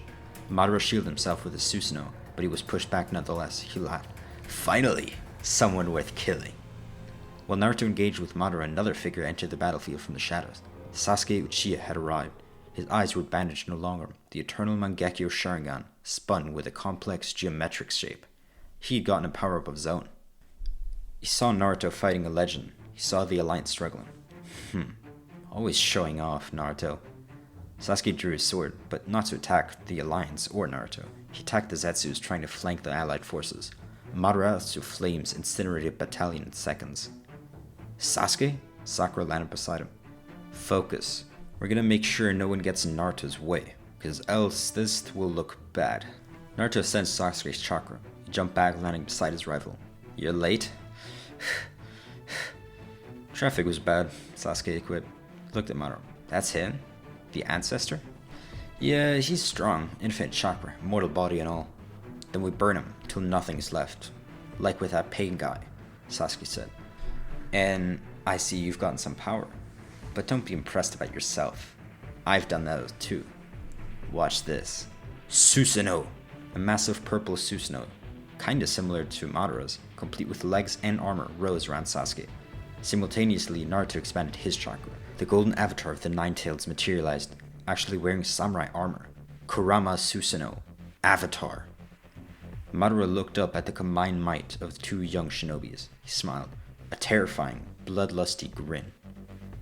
Perfect. He clapped his hand. His own Susanoo rose, blue and colossal, dwarfing mountains. Show me the power of this new age. The war now escalated to the battle of gods. The legends of the past faced the masters of now. But in the shadows, Obito Uchiha was not out for the count yet. He watched, waiting for the moment to summon the 10-tailed beast and end reality as we know it. When Obito got enough chakra of the 8 and 9 tails, one through actual battle with the 8 tails, as well as from the 9 tails with the Gold and Silver brothers, he was finally able to resurrect an imperfect and incomplete, but still a 10-tailed beast. As soon as it happened, the battlefield was no longer a desert. It was now a crater the size of a nation. The 10 tails had risen, a grotesque, towering monument to destruction. Obito Uchiha stood atop its head, screaming for the end of the world, and Madara Uchiha stood beside him, waiting for the fruit to ripen. The allied shinobi forces were breaking. Even with Naruto's chakra cloaks protecting everyone, the sheer scale of the 10-tailed beast bomb was overwhelming. Continents were shaking. Naruto and Sasuke stood at the front lines. They were exhausted, bleeding, and running on fumes. Even with their improved power compared to Kanon, Madara was too much to handle. We can't get close. Its chakra skin burns through Susanoo, Sasuke shouted. Naruto, I need a solution. How do we stop a force of nature like this? The ghost of Whirlpool stood in the center of the mindscape, his spectral form flickering. He looked to massive scrolls lining the walls, knowledge accumulated over centuries. You cannot kill nature, Naruto, but you can contain it. There is one seal left, the master seal of all Uzumaki seals. It was never used because the cost is too high. What's the cost? It requires a sentient soul to act as the anchor. Not a sacrifice of life, but a sacrifice of existence itself. The anchor is erased from the cycle of reincarnation, never to live again. No, I'm not sacrificing anyone, Naruto froze. Naruto smiled, a rare, proud expression on the warlord's face. You do not have to. You already carry a soul that has lingered on too long. A ghost who's ready to sleep. No, old man, no. I'm a chakra emperor, Naruto. I'm a memory and ink. Use me. Become the greatest sealing master in history to end this war and save countless lives. In the real world, the 10-tails opened its mouth, ready for a new blast. Blast capable of wiping out the entire Shinobi Alliance began charging. Sasuke, get me to the head. I'm ending this now. Sasuke didn't have to ask how. He saw the resolve in Naruto's eyes. Susanoo Chidori Light. Sasuke channeled his remaining chakra into a lightning bolt, cutting a path through the 10-tails wooden spikes. Naruto ran up the blades of the Susanoo sword, his golden cloak flaring one last time. Obito saw them coming though. It's useless, you cannot fight destiny. Obito launched black receiver rods. Naruto didn't have to dodge. He let them pierce his shoulder, his leg, his side. He didn't stop running. He tackled Obito, slamming a Rasengan directly into his mask. Crack. The mask shattered. Obito fell backward, stunned. Madara, do it now! Madara sighed. You were always too impatient, Obito. Madara performed a hand sign. Black rods erupted from Obito's body, forcing him to weave the resurrection seal. Madara's reanimated body crumbled, and he was reborn. Flesh and blood. Blind, but alive. The real Madara Uchiha. And he instantly started to absorb the 10-tails into himself. The beast vanished. Madara floated in the air, now skin pale white. Wearing the cloak of the Six Paths Sage, he had become the Jinchuriki of the 10-tailed beast. Infinite Tsukuyomi, Madara whispered, flying towards the sun. Launch. Not yet. Naruto and Sasuke were in the air. Sasuke swapped places with a piece of debris, appearing right behind Madara. He sliced Madara in half, but Madara just laughed. His body regenerated instantly. I am immortal. I've now become a god. You cannot kill me. He blasted Sasuke away with True Seeker orbs. He returned to Naruto. And you, Uzumaki, you are nothing but a pest. If Yashirama couldn't bring you down, what do you expect to do? But Naruto floated before him. He wasn't in Kurama mode anymore. He was in base form, but his skin was covered in glowing red script. The ghost of the whirlpool was overlaying his entire chakra network onto Naruto's body. I'm not a pest, Naruto said, his voice doubling with Iruta's. I'm the master sealer. I'm the jailer. Naruto clapped his hand. Uzumaki art. Adamantine heaven's prison. These weren't chains, it was like a construct. The sky turned gold. Thousands of massive spectral pillars slammed down from the heavens, boxing Madara in. So much that he couldn't even see the moon to activate the Tsukuyomi. Madara tried to break them, Truth Seeker orbs, but the black orbs hit the golden pillars and just dissolved. What? This chakra, it nullifies the 6 paths? It's not chakra. It's a soul anchor. I'm sealing your very existence into the void with my mentor. Now, Naruto, let me go! Naruto screamed. A red spectral figure, Naruto Uzumaki, ripped itself out of Naruto's back. The ghost now flew into Madara's cage, wrapping his arms around Madara, hugging him tight so that they would both enter nothingness together. Get off of me! I am the savior of this world! You are a nightmare, Naruto whispered into Madara's ear. And it's time to wake up. Naruto slammed his palm together. The golden pillars collapsed inward, crushing Madara and the ghost into a singular point of light. It shrank, smaller and smaller, until it was just a small, black kanji floating in the air. It read, "The End." The kanji burnt away into nothingness, disappearing into dust. Madara was gone now, and so was the Ten Tails, and the voice in Naruto's head was gone too. His mentor was no more, along with his greatest enemy. The war was over. Naruto fell from the sky. Sasuke caught him with Susanoo's arm, lowering him gently to a shattered earth. The infinite Tsukuyomi was never able to launch, and the moon remained clear. The allied shinobi forces stood in silence.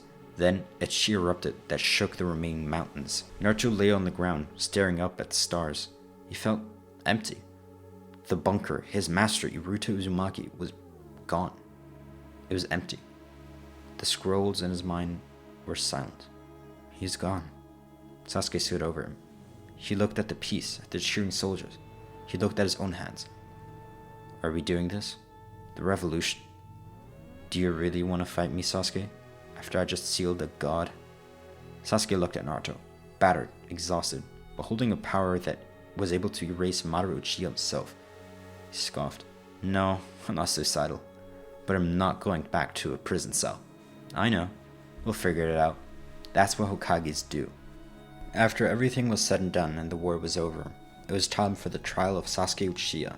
But they didn't try to execute him or put him in a prison cell, especially with Naruto as basically his lawyer. And he tried his best. He showed them all of Naruto's intel that he got from Sasuke. He explained how he helped during Pain's invasion of Konoha, as well as during the Fourth Shinobi War. And so, combined with Sasuke himself, it was decided that he was free to go, but he would spend most of his time outside of the village.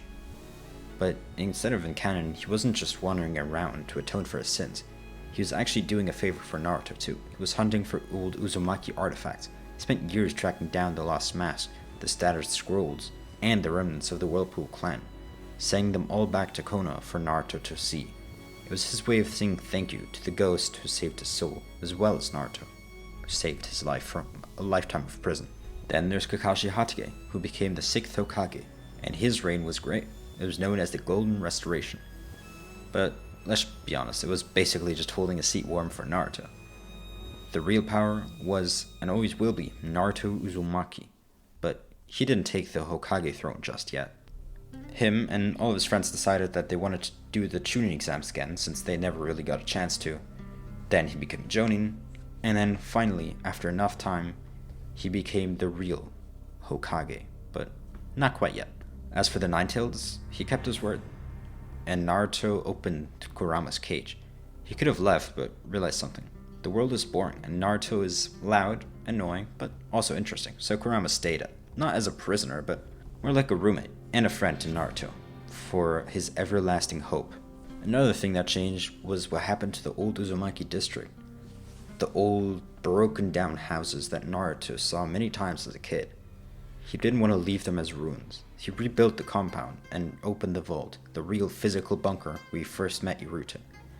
It stopped being a secret base and became somewhat like an academy for sealing jutsu. The Whirlpool Sealing Academy. Shinobi from the sand, the cloud, and the mist came to learn about Uzumaki culture, history, and their great sealing arts. For the first time in history, the terrifying art of sealing wasn't a weapon of war, but a bridge to communicate and to foster greater friendship between all clans and villages. Naruto taught them that the seal isn't about locking things away, but really connecting two things that shouldn't fit together initially. And flashing forward 7 years, it's now the day of his inauguration. It wasn't a sunny morning, it was raining, which is a callback to the land of rain, maybe, or just typical Konoha weather. Naruto couldn't decide. He stood on the balcony of the Hokage Tower. He didn't forget his cloak this time. He wasn't knocked out by his daughter, he was standing there, fully aware of the weight on his shoulders. He adjusted the hat. It felt heavy. Below him, the crown chanted his name. Lord 7th, Hokage, Naruto Uzumaki. Sasuke was there. Naruto saw him in the glimpse of an eye.